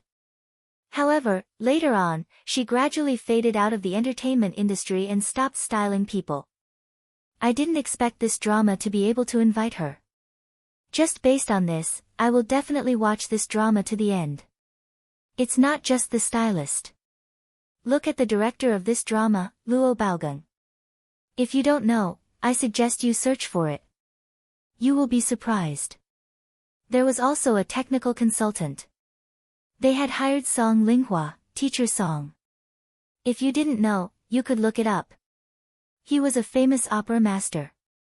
They had probably specially hired him because of the female lead's identity. From this aspect, it could be seen that the crew was very considerate. Unlike a certain production team next door. Previously, Bloodsucking kept talking about investments. I thought that they had hired some Daluo Golden Immortal as foreign aid. Now, it seems that it's nothing much. Hahaha, the sister above is too outstanding. I said everything I wanted to say. Daluo Golden Immortal was very appropriate. Previously, before the drama was broadcast, the fake reviewers were terrifying. Even if they didn't say anything, they would say that it was a few $100 million investment. We have money, but those who say that are poor people. I went out to search and came back. F*CK, what kind of godly crew is this? No wonder even though he couldn't understand what the female lead was singing, he just felt that her figure was especially beautiful and her temperament was especially good. The most important thing was that her singing was especially mellow and pleasant. When I watched it yesterday, my mother listened to a few lines and immediately ran over to watch it with me. After watching 2 episodes, she still wanted me to call her when I watch it tomorrow. Ha ha ha.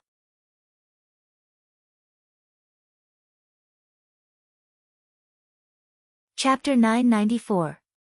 Previously, when the two companies had a falling out, the earliest example was the directing team. After Hai Yi poached Pan Yuan, Su Yiyen personally went to invite Luo Baogang to come over and forcefully suppressed Pan Yuan. Therefore, many people knew that the director of their drama was Luo Baogang. However, if someone didn't deliberately mention the other people behind the scenes, such as the scriptwriter, technical consultant, and even stylist, most people wouldn't pay attention to them. In addition, most of these old artists were used to keeping a low profile and didn't like to create hype.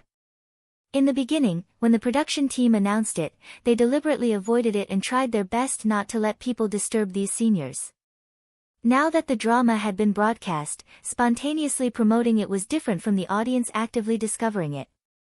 In the early days, when the drama hadn't been broadcast or wasn't popular, spontaneously promoting it was to let the audience watch the drama based on this and pull up the ratings. When the audience took the initiative to discover it, it meant that the drama had already entered the public's attention and had received a certain level of recognition. At this time, the team behind the scenes was only icing on the cake.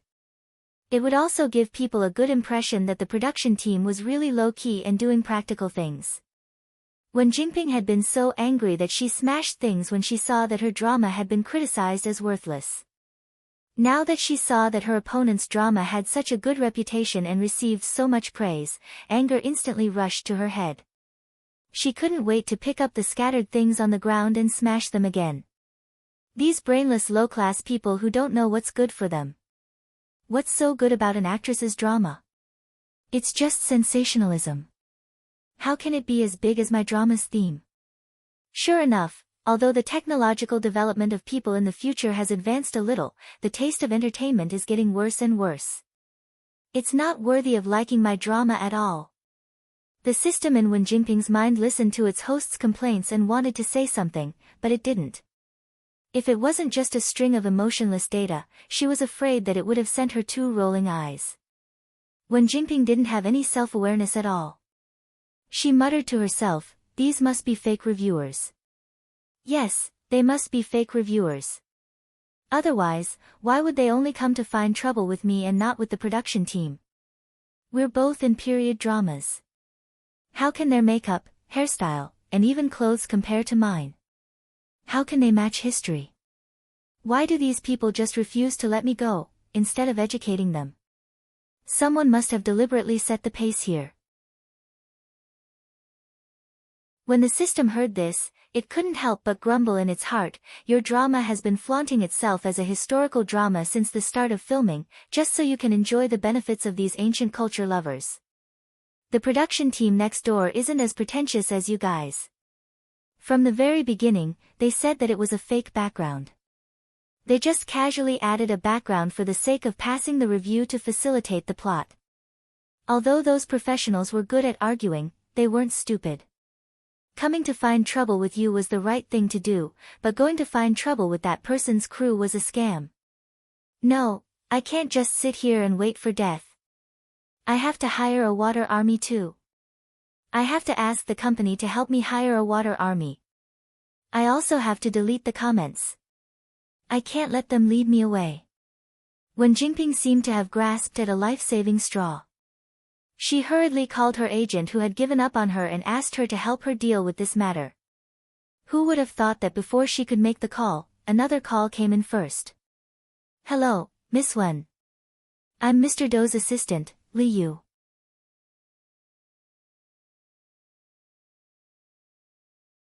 Chapter 995.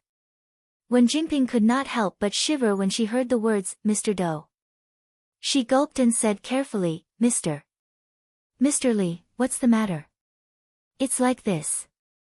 Miss Wen, you should know that the drama you starred in has been released recently." Yes, that's true.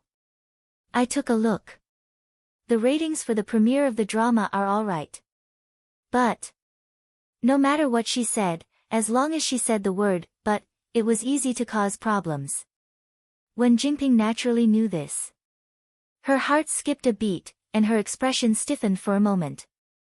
But other than the premiere, the ratings for the drama have dropped significantly in the later stages. The reputation of the drama doesn't seem to be good either. This is just a temporary thing. The audience for dramas with this theme is more picky, and some people don't like to watch dramas. They will wait until the drama is over before starting from the beginning. A temporary drop in the ratings doesn't mean anything. I believe that our drama is so good that the ratings will slowly climb back up in the later stages. I hope so. Li Yu's tone did not fluctuate at all. It seemed that she was not very interested in this. As an employee of the same company, I naturally hope that Miss Wen's drama will be a hit. But I have to remind Miss Wen not to forget the bet you made with Mr. Dou. Wen Jingping's face turned pale. She said stiffly, I don't quite understand what you mean. Miss Wen, you promised Mr. Dou that as long as you were the female lead of the drama, you would be able to shoulder the ratings. Even if you couldn't generate revenue, you wouldn't let the drama suffer a loss. But now, the drama has just been released. Everything is unknown.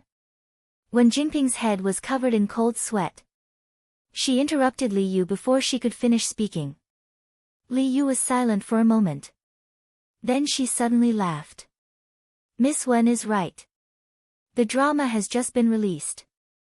Everything is unknown. I just want to remind Miss Wen that if the ratings for the later stages of the drama really rise like you said, it'll be fine if the initial investment is recouped. But if it loses money, I'm afraid Miss Wen will have to find a way to cover the losses yourself. Why? Wen Jingping was so scared that she blurted out in a fishy voice. After she finished speaking, she realized that it was inappropriate and hurriedly tried to salvage the situation. I mean, the success or failure of a TV series is not just about the heroine. What you just said is. The success or failure of a drama isn't just a matter of one person. But Miss Wen seems to have forgotten that you were the one who personally made this bet with Mr. Do. Could it be that Miss Wen wants to go back on her word now? No, I didn't mean that. Li Yu didn't give Wen Jingping a chance to refute and continued, also, why are the male and female leads called male and female leads? It was because they had the most scenes in the drama and were the most popular. In other words, they were here to boost the viewership ratings. Unfortunately, your drama is a female lead drama, so no one else has as many scenes as you do. To put it bluntly, as the female lead of a major female lead drama, if you can't even handle the viewership ratings, what kind of female lead are you? Now that the ratings of the drama are not increasing, and the investors are losing money, who else can I blame but you? Miss Wen, please be clear about one thing. I'm here to inform you, not to discuss it with you. You only have two choices. 1. Pray that the drama can really come back from the dead and boost the viewership ratings. 2. Work hard to earn money and pay the compensation. Otherwise, I'm afraid you can't bear the consequences.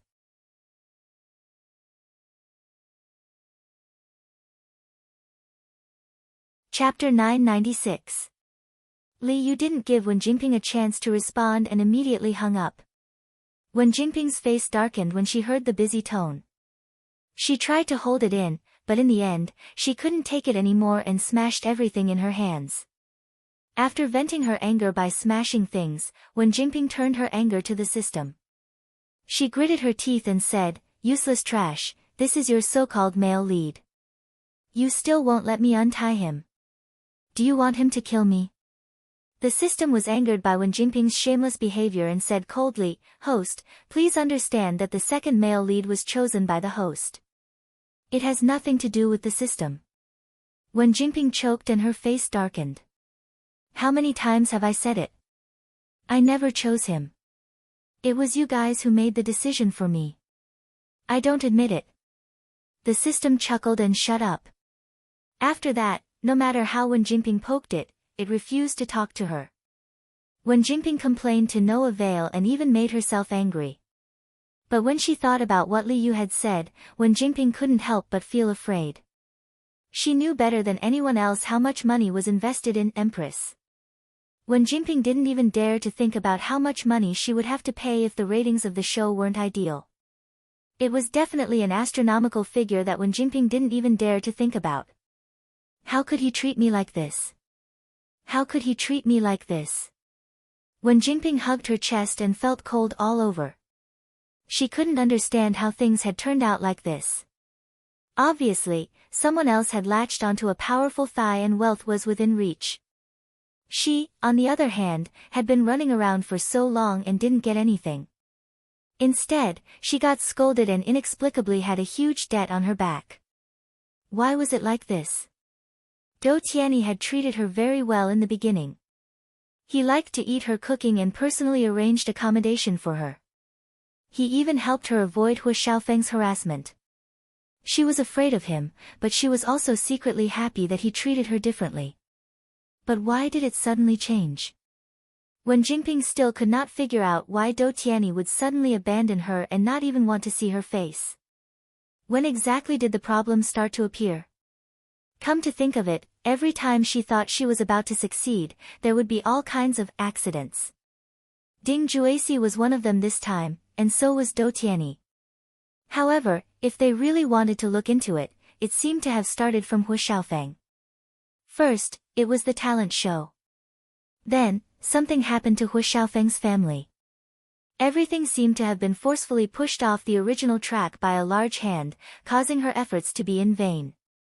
The culprit seemed to be Hu Xiaofeng's ex-fiancée, Miss Su.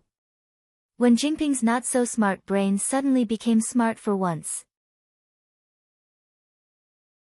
Thinking about it carefully, Everything seemed to have suddenly changed when Hu Xiaofeng broke off his engagement with Miss Su.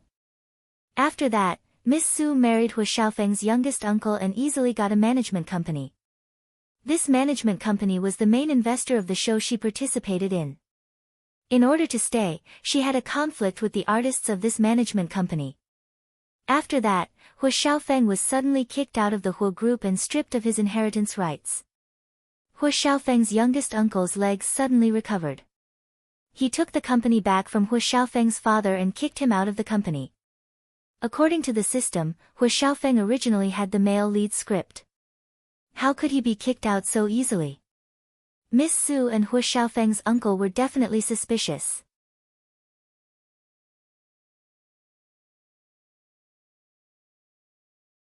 Chapter 997. However, so what if Wen Jingping knew that there was something wrong with Su Yiyan? She could not even protect herself in her current situation, let alone find trouble with Su Yayan and Li Wuyo. Thinking of the huge debt she was about to bear, Wen Jingping was afraid and resentful. She could only pin all her hopes on the last straw. No, I can't just admit defeat. So much money. Where am I going to find so much money? Wen Jingping paced back and forth with a pale face. Suddenly, she seemed to have thought of something and her eyes lit up. Yin Jihong, yes, as long as he's willing to help. There's still a chance for everything to turn around. After Ding Juexi's accident, Wen Jingping exchanged all the goodwill she had gained from Ding Juexi into props and threw them all to Yin Jihong.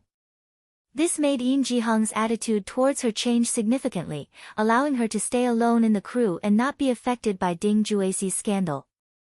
Now, Wen Jingping had no other choice. Yin Jihong was her last hope. As long as she caught him and made him loyal to her, she could make a comeback. Understanding this, Wen Jingping gritted her teeth and decided to use some extreme means. Su Yiyan didn't know about the twists and turns inside Hai Yi, let alone that Wen Jingping had been forced into a desperate situation and accidentally suspected her. Following the popularity of Dancing Red, Su Yiyan also welcomed an uninvited guest.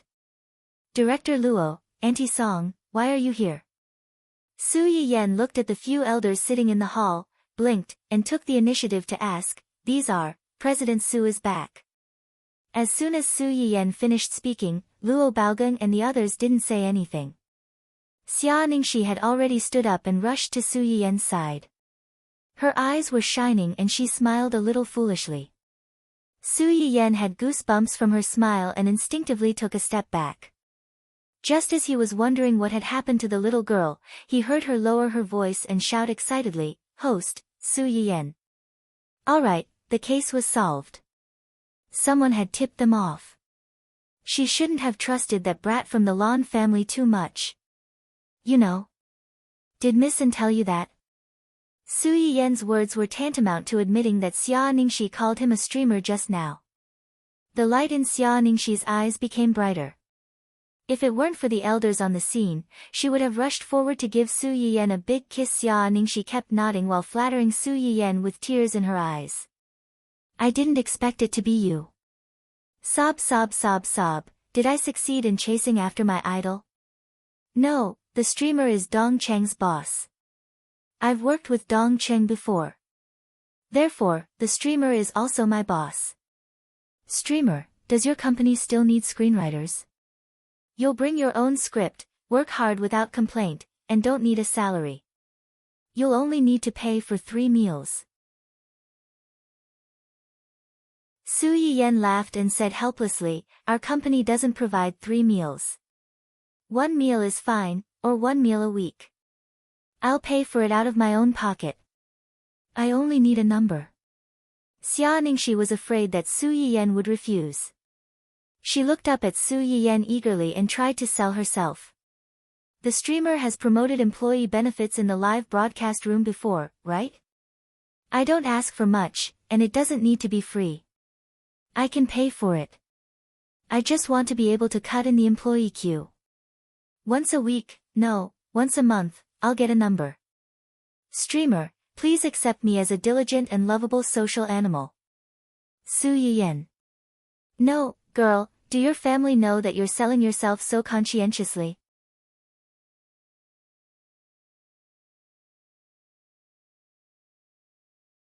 Chapter 998. In the end, it was Song Linghua who took the initiative to speak up and rescue Su Yiyen from the awkward atmosphere of being chased after by fanatical fans. What are you whispering about over there? Why don't you share it with us elders? Su Yiyen seemed to wake up from a dream. She smiled faintly and looked at them. I'm telling Miss Xia about the drama we've been broadcasting recently. I saw that the reviews online for this drama are very good and the ratings are very high.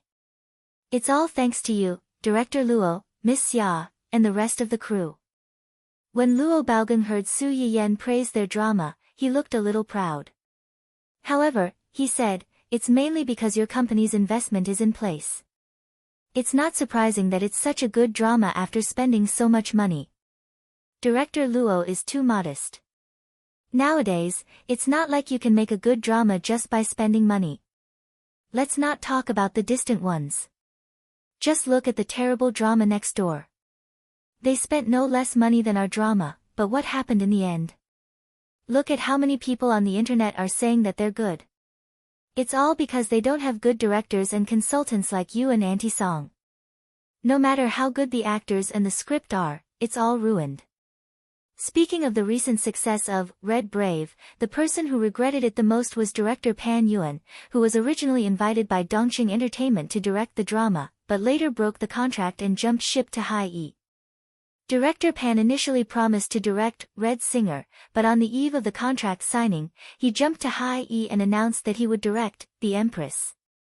He openly helped Hai Yi to backstab Dongqing. In fact, the reason he was willing to jump ship was very simple.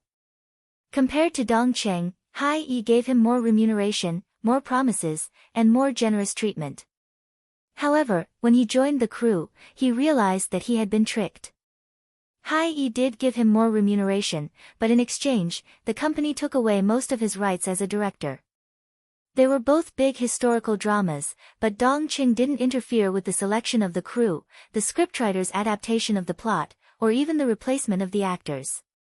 He had given Luo Baogang almost all of the rights in the production team, giving him the greatest amount of trust. Hai Yi was different. From the casting of actors to the plot, and even some friction during the filming process, the director had almost no say in it. The final result was that the drama wasn't very good. The ratings weren't good, and many of Hai Yi's empty promises couldn't be fulfilled. In addition, in order to step on Dongqing, Hai Yi Entertainment had publicized the fact that he directed Empress to everyone. Outsiders might not understand, but insiders could see the knack of it at a glance. It would have been fine if he had done a good job in the drama. After all, people in this industry worshipped the strong and trampled on the weak. As long as you stood at the top, your character was secondary. But the truth was that he had messed up. He had lost all his face. One could only imagine what awaited him in the future. All right, you two can stop flattering each other. Song Linghua couldn't stand the two of them bragging about each other. She pulled her husband aside and glared at him. Let's get down to business. Yes, let's get down to business. After being glared at by his wife, Luo Baogang remembered the purpose of today's visit. He coughed softly and said, Little Su, we're here today to ask for your help. What's the matter? It's like this. These two are old friends of ours. Song Linghua pointed to the two elders who were about the same age as them and introduced them. One of their juniors had an accident 2 years ago and was injured. We heard about it by chance and thought that you might be able to help her, so.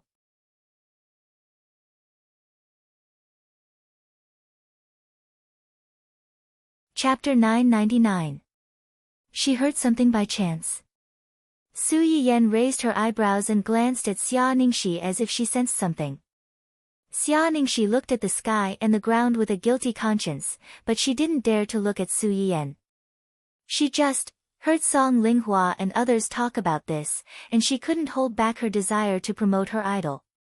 She didn't expect that her momentary hot-headedness seemed to have caused trouble for the host. Would the host hate her because of this? Woo. Su Yiyen saw Xia Ningxi's reaction and understood everything in her heart. She smiled and said, "It's rare for Auntie Song to open her mouth. If I can help, I won't refuse. I just don't know what Auntie Song is talking about." Song Linghua didn't speak, but glanced at the two old people next to her. The two understood and hurriedly got up and said, "Hello, Miss Su. We are friends of Baogang and Linghua. My surname is Li, and this is my lover." "Hello, Uncle Li." Uncle Li was about the same age as Luo Baogang. It was reasonable to say that Su Yiyen should be more than enough to call him grandpa. However, Su Yiyen had been accustomed to being one generation higher than her peers since she married Hu Chenhuan. Song Linghua and Hu Chenhuan's parents were old friends. Su Yiyen called him uncle according to their seniority. Grandpa Li was somewhat surprised when he learned that Su Yiyen was the person they were looking for. After all, in his opinion, Su Yiyen was a little too young. Even when he spoke to Su Yiyen, he was a little more restrained. Su Yiyen's call of uncle comforted his embarrassment in a timely manner. His tone relaxed a little. "Here's the thing. This is my granddaughter. Her name is Lian Nam. She used to be a singer." "Singer?" Su Yiyen subconsciously glanced at the young man sitting beside the two old men. In fact, Su Yiyen had noticed this person as soon as he entered the door. There was no other reason than the fact that the weather was not particularly cold, but this person was wrapped up tightly from head to toe, with almost no flesh exposed. Even his face only revealed a pair of lifeless eyes. It looked inexplicably strange. Seeing Su Yiyen's curiosity about his granddaughter, Grandpa Li's eyes flashed with a touch of sadness. He took the initiative to explain, "And Nan had an accident when she went abroad to perform 3 years ago." The performance venue suddenly caught on fire. The fire spread very quickly and soon reached the lounge wherein Nan was. When Grandpa Li said this, Lian Nam's dead eyes moved slightly, and one could faintly see his unwillingness and resentment. Although the rescue team arrived in time and Nan barely survived, the fire still left her with scars all over her body and took away her throat. Hearing this, Su Yiyen narrowed his eyes. He could roughly guess why these people were looking for him.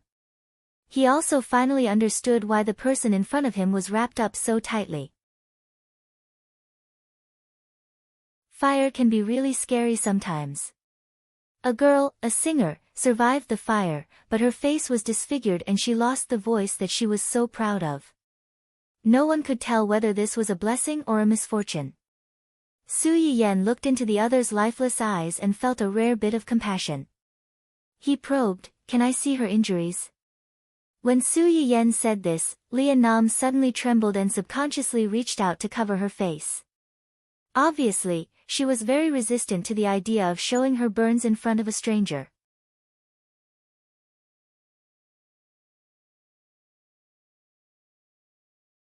Chapter 1000.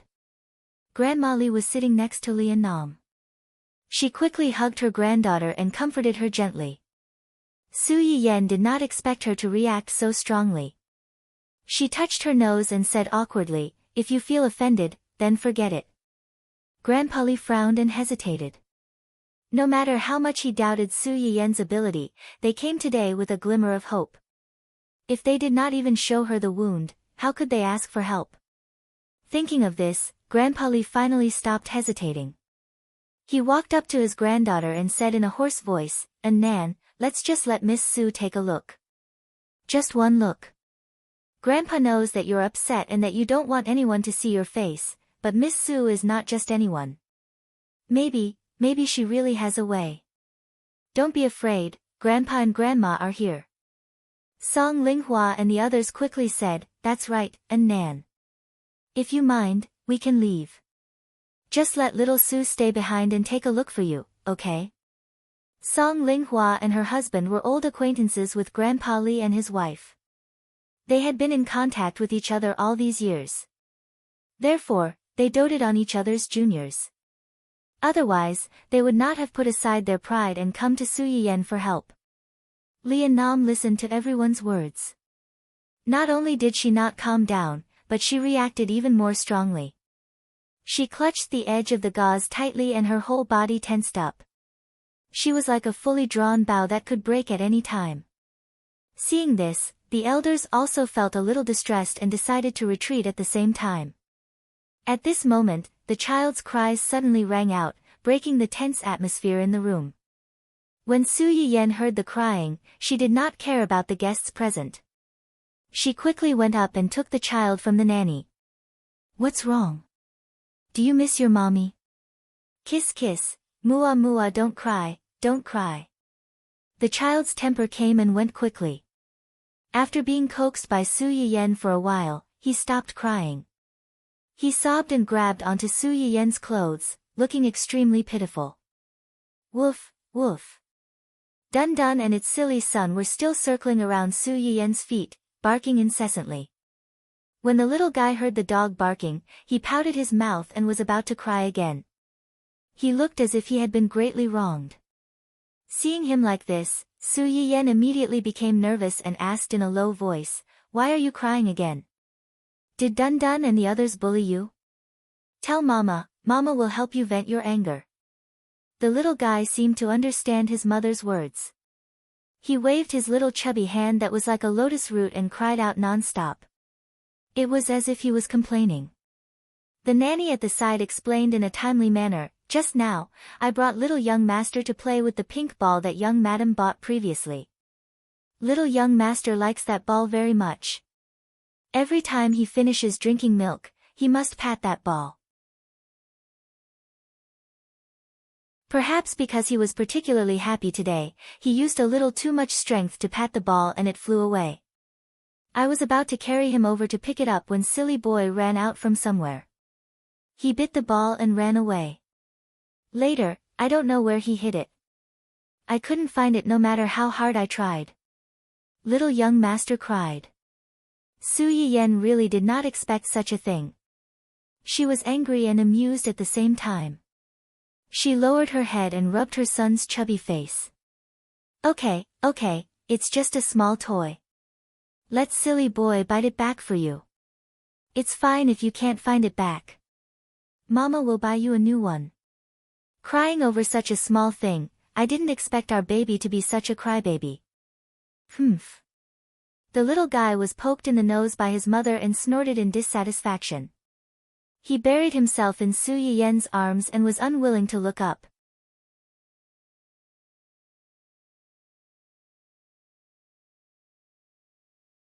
Chapter 1001. Pfft. Xia Ningxi couldn't help but laugh when she heard Su Yiyen's words.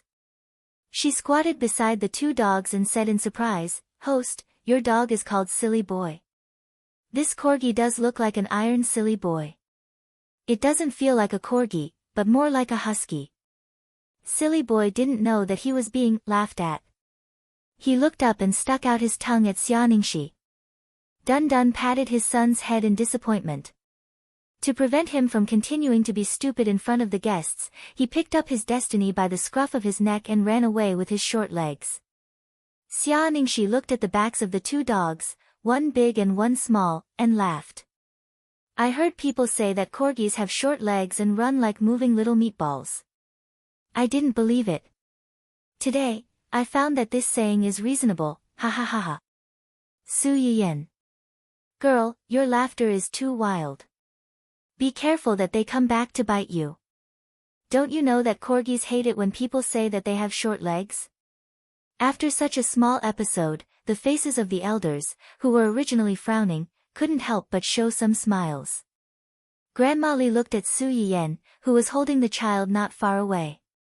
When she turned her head, she found that Lian Nam had calmed down and was staring at the chubby boy in Su Yiyen's arms. Grandma Li was slightly stunned.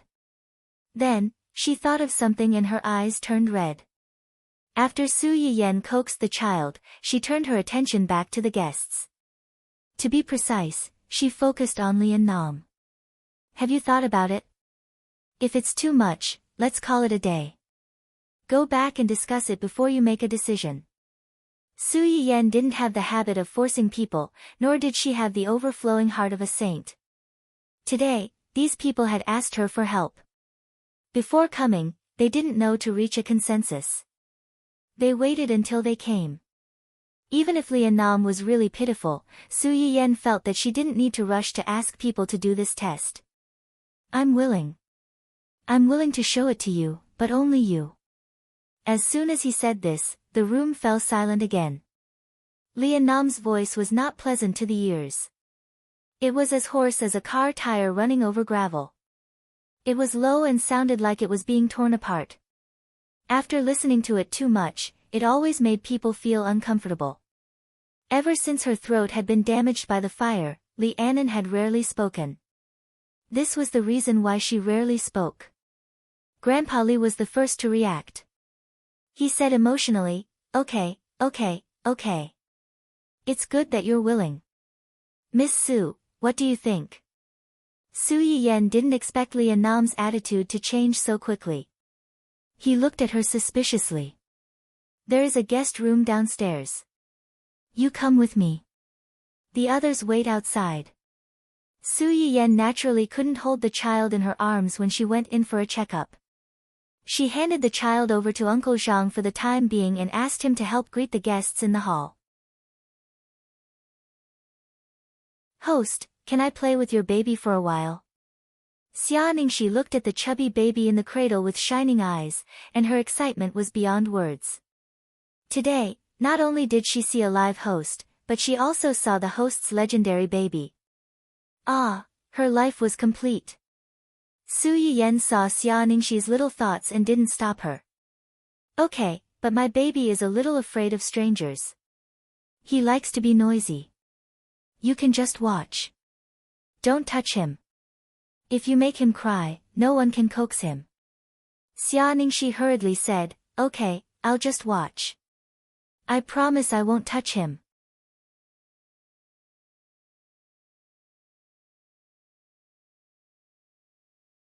Chapter 1002. The guest room on the first floor was right next to the living room. Su Yiyen led Lian Nam into the room. She looked at the open window in the room and asked in a low voice, do you want me to close the window? Lian Nam pursed her lips and nodded slightly. Su Yiyen didn't mind. She walked over to close the window and drew the curtains. Fortunately, the sky wasn't completely dark yet. The curtains in the room were thin and allowed light to pass through. Even with all the curtains drawn, she could still see the furnishings in the room and the faces of the people around her with the faint light. Su Yiyen closed the curtains and returned to the bedside. She heard Lian Nam say with her head slightly lowered, thank you. You're welcome. Do you want to do it yourself, or do you want me to help you? Lian Nam's body stiffened when she heard that. Her hands that were hanging by her side subconsciously tightened. The two of them were in a deadlock for a while. Lian Nam's hands trembled as she slowly removed the bandages covering her face and neck. When the last layer of bandages fell off, Su Yiyen realized that the person in front of her was much more severely burned than she had imagined. The excessive burns left scars and pink keloids on her face. There were some signs of shrinkage in the depths of her cheeks and chin, making her facial features look strange. If she suddenly saw such a face at night without any mental preparation, she would most likely be frightened and might even have nightmares. No wonder she had such a big reaction when she said that she wanted to see her injuries. If it were her, she wouldn't want anyone to see her in such a hideous state. No, to be precise, if she had become like this, Su Yiyen wasn't sure if she would have the courage to continue living. After a short moment of shock, Su Yiyen took the initiative to walk to Lian Nam's side and asked in a low voice, can I touch it? Lian Nam clenched her hands into fists. She resisted the urge to wrap the bandages back and nodded slightly. She didn't even dare to look at Su Yiyen. She was afraid that she would see fear and disgust in her eyes. She was even more afraid of seeing her own ugly and twisted face in her eyes. Su Yiyen got Lian Nam's permission and reached out to touch her face. She carefully felt the keloids and some uneven scars on her fingertips. You have these on your body too? Yes. It's that serious? Yes. Su Yiyen muttered, it's a little troublesome. The light in Lian Nam's eyes dimmed instantly. Su Yiyen didn't try to comfort Lian Nam to comfort. She said, I can't just rely on myself, your injuries, I can't do it.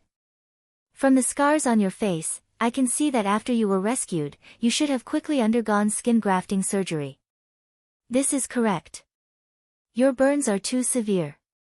If we don't stop the wounds from festering, we won't be able to save your life. But skin grafting can only heal your external wounds. Skin grafting alone won't be able to heal the burns that are too deep. The only choice you have now is plastic surgery. Fill this part back to its original state and stretch the skin. Lian Nam was silent for a long time and said, I know, it's useless. Over the years, her family had never given up on finding a better treatment for her injuries, as well as her face. Lian Nam had heard what Su Yiyen had just said from several doctors before.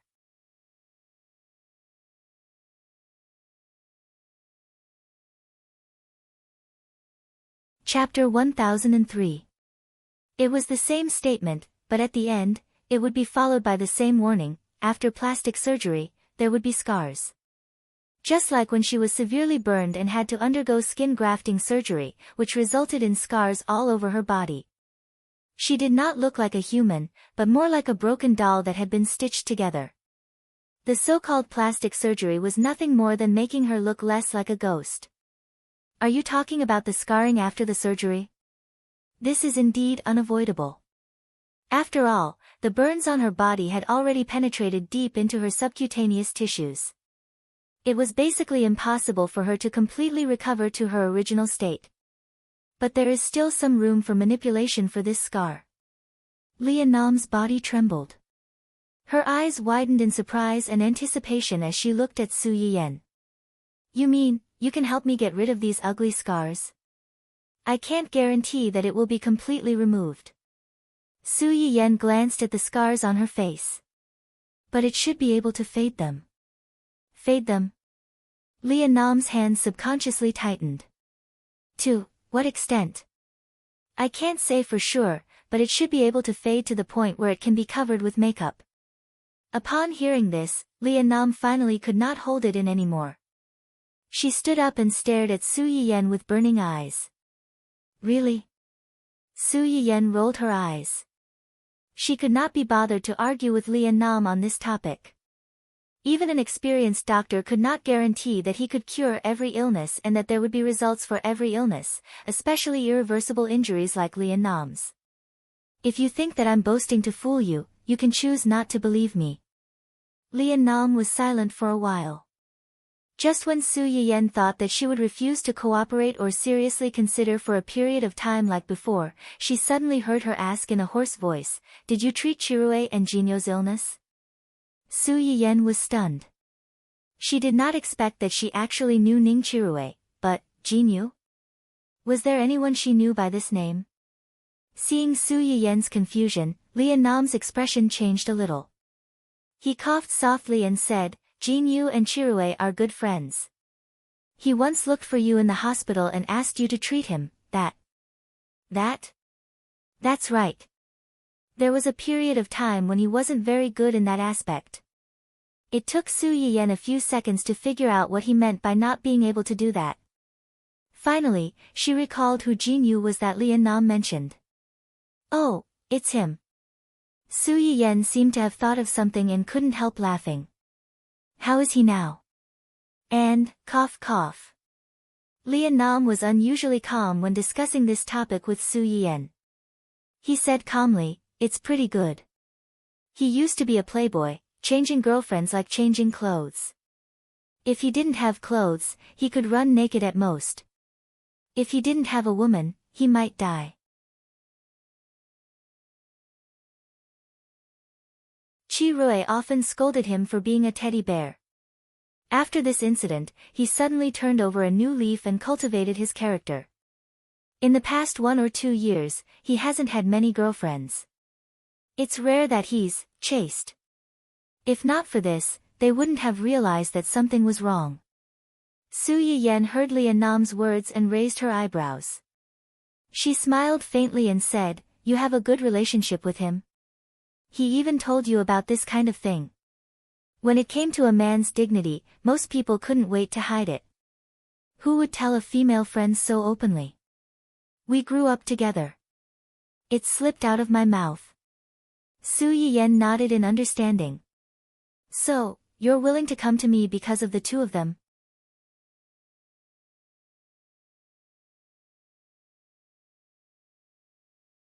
Chapter 1004.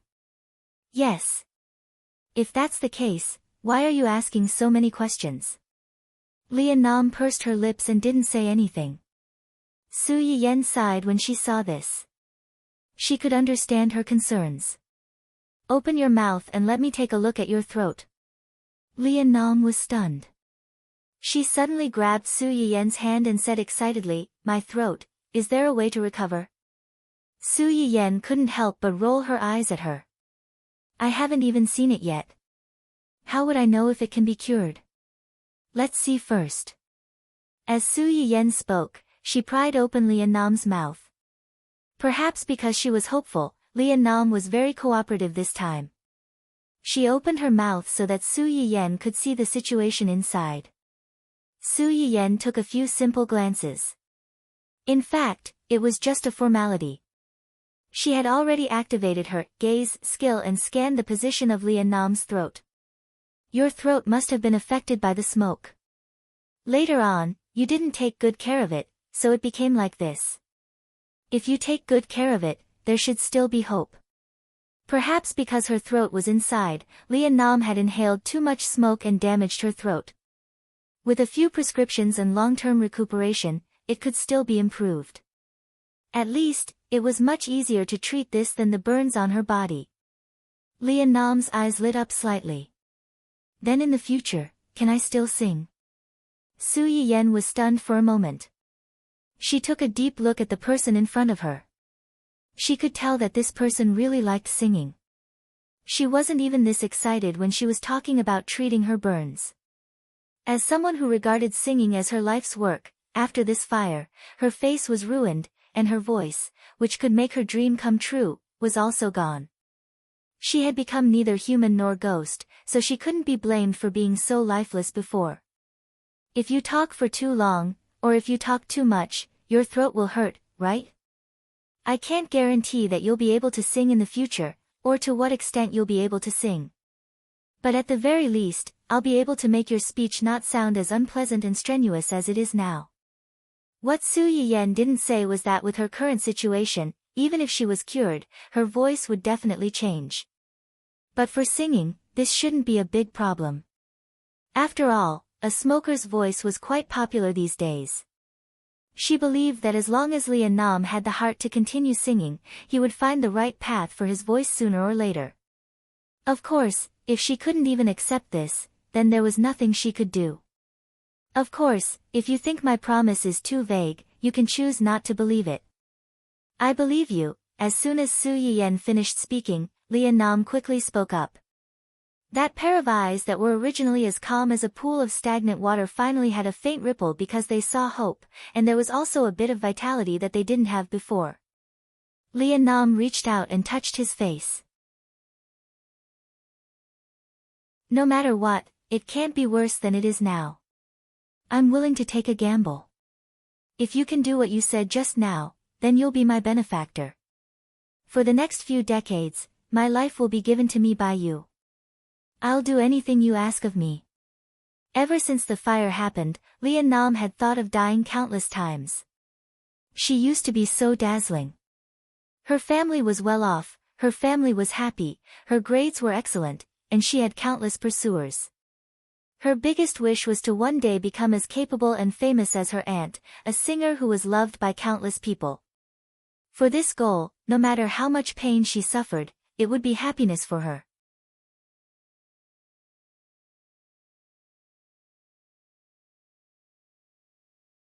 Chapter 1005.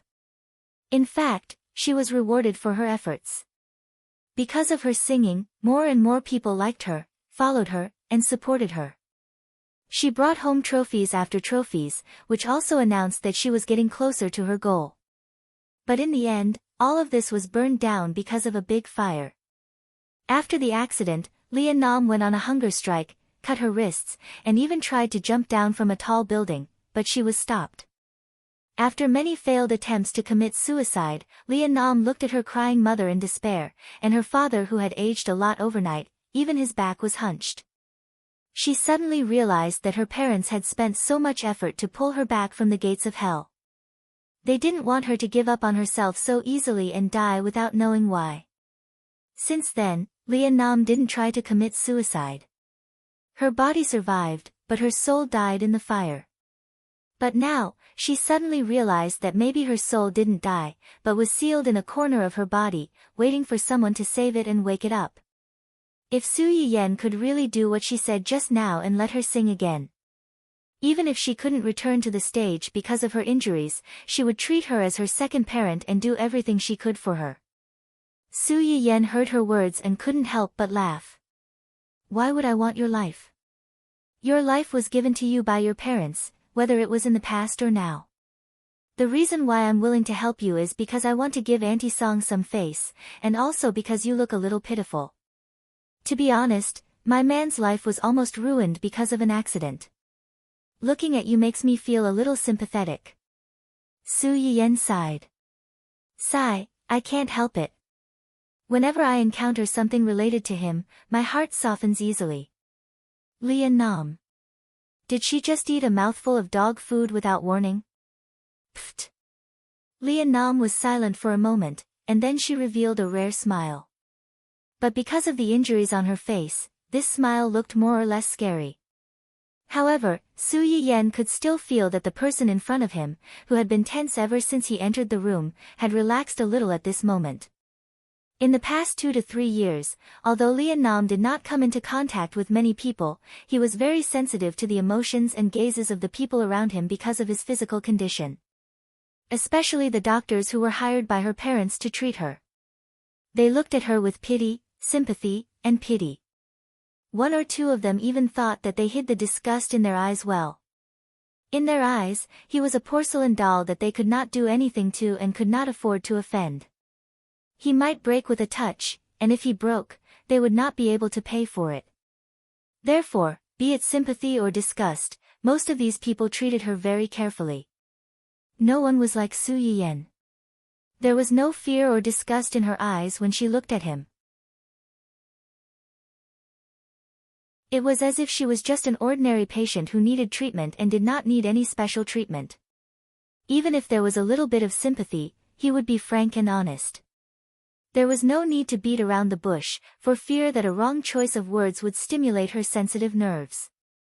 She had not experienced this kind of feeling in a long time. Su Yiyen did not know that her straightforward words made the person in front of her lower her guard a little. She touched her chin and pondered for a moment, then clapped her hands and said, "How about this? If you really want to repay me, when you get better, if you still want to continue singing, you can join my company."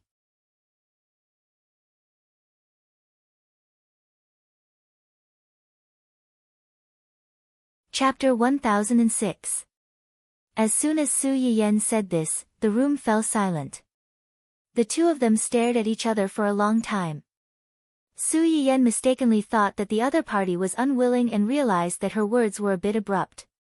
She took the initiative to save face and said, "It's okay if you don't want to. A singer like you is probably not suitable for a management company like ours." "I was wrong. Please don't take it to heart." Leah Nam shook his head. "I'm not unwilling. I just suddenly remembered that Chirue mentioned you to me before. He said that you often like to sign patients or their family members into the company. Your hobby is a bit special." Su Yiyen. "What do you mean by I like to sign patients or their family members into the company? Clearly, you people have a favor to ask of me, so I took advantage of the situation and signed people. How did it become my fault in the end? I didn't do it." "Don't talk nonsense. You come to me for free food and drink and dare to spread rumors about me behind my back. I think you have too little work and too much free time." Ning Chirue, who had no idea that he had been sold, was squatting miserably in a remote ravine, feeding mosquitoes while reminiscing about the barbecue that he had cheated his boss into bringing home. His saliva was almost dripping out of his mouth. Suddenly, a gust of cold wind blew. Ning Chirue felt cold all over and shivered. Why was the valley so cold at night? If he had known earlier, he would have brought more thick clothes. It was too difficult for him. Su Yiyen and Lian Nam did not stay in the house for long. It was less than half an hour, but the people waiting outside felt like a lifetime. When the two finally came out of the house, Grandpa Li and Grandma Li rushed over immediately and surrounded their granddaughter with concern. How are you? And Nan, are you okay? What can happen to her? Su Yiyen laughed. I just went in to take a look. Do you think I'll eat her up? The two elders looked embarrassed, but they could not help but be curious. Miss Su, and Nan, the scars can be removed and the throat can be treated, but I can't do anything about the keloids on her face. I can only do surgery. The two were excited when they heard the first half of Su Yiyen's words, but they were a little embarrassed when they heard the second half. This, I'm willing to operate. Grandpa Li was stunned for a moment before he realized what his granddaughter had said. He was so excited that he held his granddaughter's hand tightly and said, Okay. As long as you are willing, Grandpa will ask your parents to find you the best plastic surgeon when we go back. Yes. Su Yiyen still needed to consider the ointment to remove scars and the prescription to treat her throat. It was impossible to produce them right away. In addition, for Lian Nam's throat to recover, he would need acupuncture for a period of time as an auxiliary treatment. Su Yiyen confirmed the time of the first treatment with them, and they did not continue to disturb him. After thanking him, they prepared to leave. Su Yiyen sent them out with the child in her arms. When they parted, she suddenly stopped Xia Ningxi and asked with a smile, Chirue said that you don't have a good appetite before, so he specially ordered a barbecue and a beggar's chicken from my restaurant. I don't know if they suit your taste. How's your appetite lately? Xia Ningxi was stunned. Only then did she realize that her boyfriend was an artist of Su Yiyen's company. They knew each other and were very close. Did he ask you for the barbecue and the beggar's chicken? He also said that I don't have a good appetite. Yes, he said that you don't have a good appetite and everything you eat is not delicious. He was very worried about you, so he specially came to me to ask for these too. I saw that he cared about you so much, and it was not a big deal anyway, so I agreed.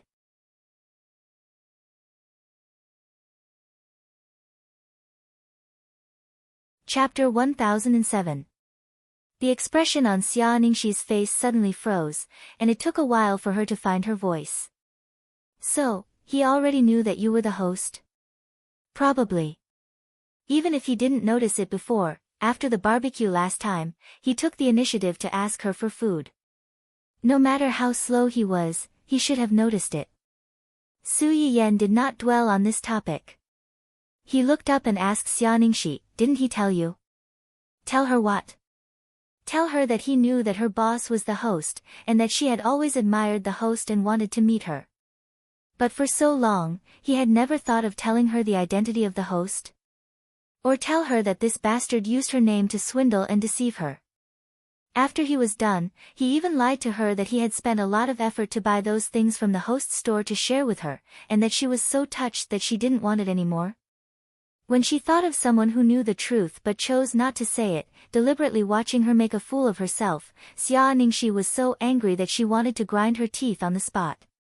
Su Yiyen saw that she didn't say anything. He frowned slightly and said, Oh, I forgot. You knew it from Missen. So, he didn't tell you. Maybe, he forgot. How could he forget such an important thing? Xia Ningxi only felt that her little heart had been stabbed with a knife. Su Yiyen seemed to be unaware and continued, speaking of this, Chirue is now the backbone of our company. You are his girlfriend. Strictly speaking, you are also an employee's family member, so you can enjoy employee benefits. If you just want to jump the queue and get a number, you don't have to enter the company. If Xia Ningxi had heard Su Yiyen's words half an hour ago, she would have been so happy that she would have jumped on the spot. In Xia Ningxi's ears, These words were tantamount to adding fuel to the fire, and the fire in Xia Ningxi's heart was ignited. This big liar full of lies, you are dead. Achoo! The evening wind in the mountains was always cool, but it also brought with it a creepy whimper. Ning Chirue hugged his chest with his hands and couldn't help but shiver. It's over. This gully is so cold when it gets dark. If I stay here all night, I'm afraid I will catch a cold tomorrow. At the thought of this, Ning Chirue's face fell. So, why was he so stubborn? Why did he give up his comfortable life and come to this remote place to suffer? Not to mention that Ning Chirue, who was experiencing a tragedy, did not know that there was an even more terrible tragedy waiting for him 2 days later. Su Yiyen was in a good mood after successfully swindling the guy who spoke ill of her behind her back. She hugged her soft little son and kissed him a few times, making the little guy giggle. When Hu Chenhuan returned home and saw this scene, her originally flat lips couldn't help but curl up a little. She slowly walked behind the two of them and hugged them. Su Yiyen was startled. He turned to look at him and said with a faint smile, "You're back." Hu Chenhuan responded in a low voice and leaned over to kiss Su Yiyen's forehead naturally. The baby in Su Yiyen's arms looked at this scene with his big eyes. Suddenly, he raised his hand and cried out, trying to attract the attention of his parents. Sure enough, as soon as Su Yiyen heard his cry, she immediately looked down and chuckled. "Baby, are you jealous because you saw Daddy kissing Mommy?" "Ah, woo woo woo." The little guy's little chubby hand clenched into a fist, shaking and waving, as if agreeing with his mother's words.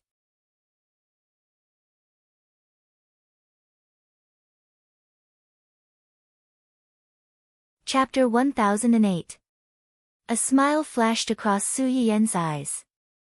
Then, he handed the chubby baby in his hand to Hu Chenhuan, indicating that he should quickly kiss the child and let him feel a certain someone's strong fatherly love. Hu Chenhuan saw through Su Yiyen's little thoughts at a glance.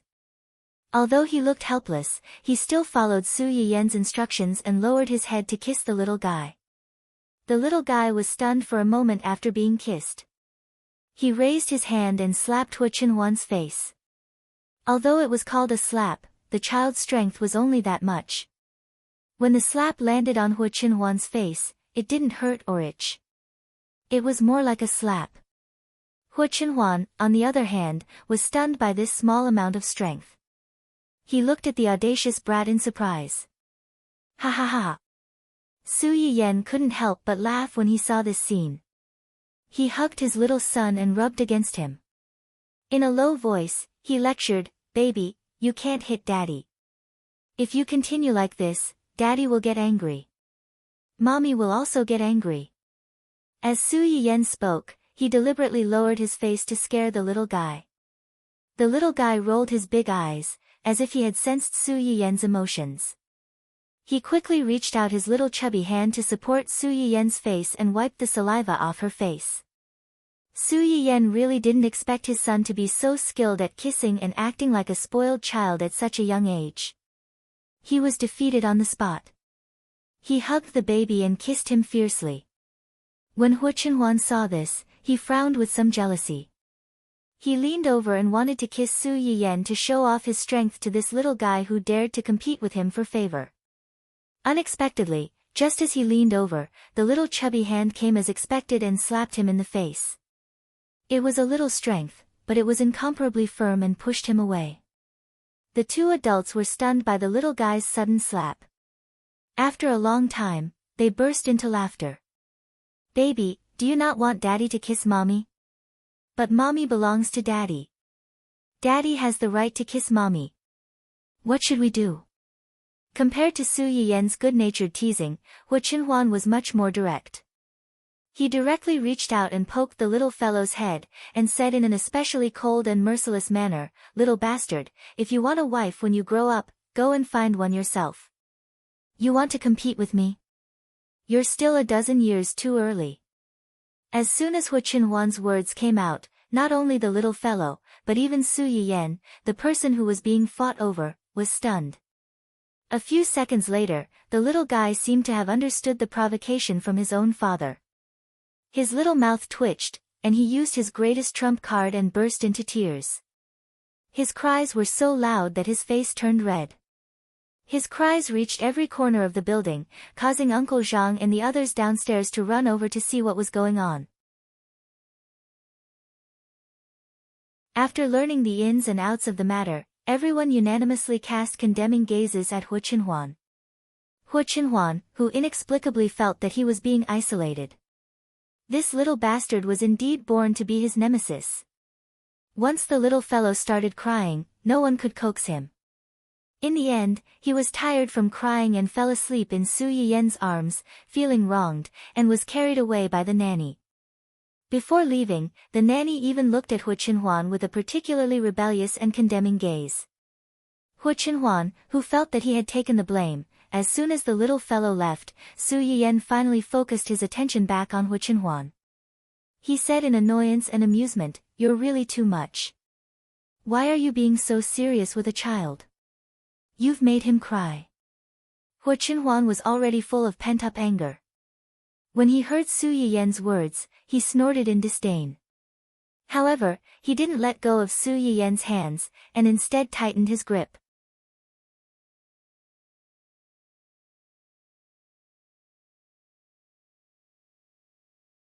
Chapter 1009. Kid, you know how to compete with me at such a young age.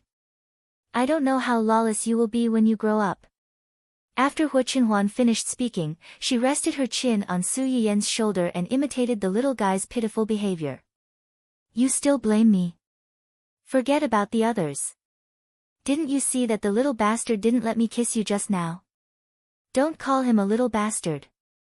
Su Yiyen reached out and pinched Hu Qinhuan's cheek. If he's a little bastard, then what are you? A big bastard? Hu Qinhuan choked and snorted angrily. Su Yiyen was also a little helpless. This guy was obviously fine before, and he liked the little guy very much at first. Why did he become more and more wrong recently? He even became jealous of the little guy. If this were to be spread out, a group of people would laugh their teeth off. Okay. When the little guy was here, he didn't let me kiss you. Now that he's not here, I'll kiss you a few more times to make up for it. Su Yiyen immediately turned his head and kissed Hu Qinhuan a few more times.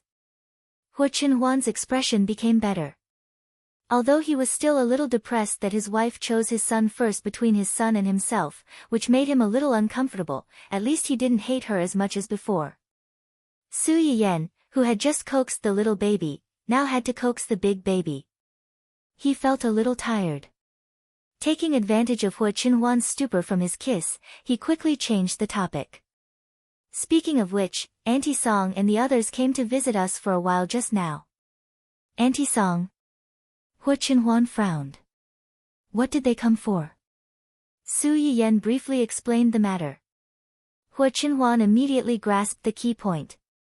You want to help her?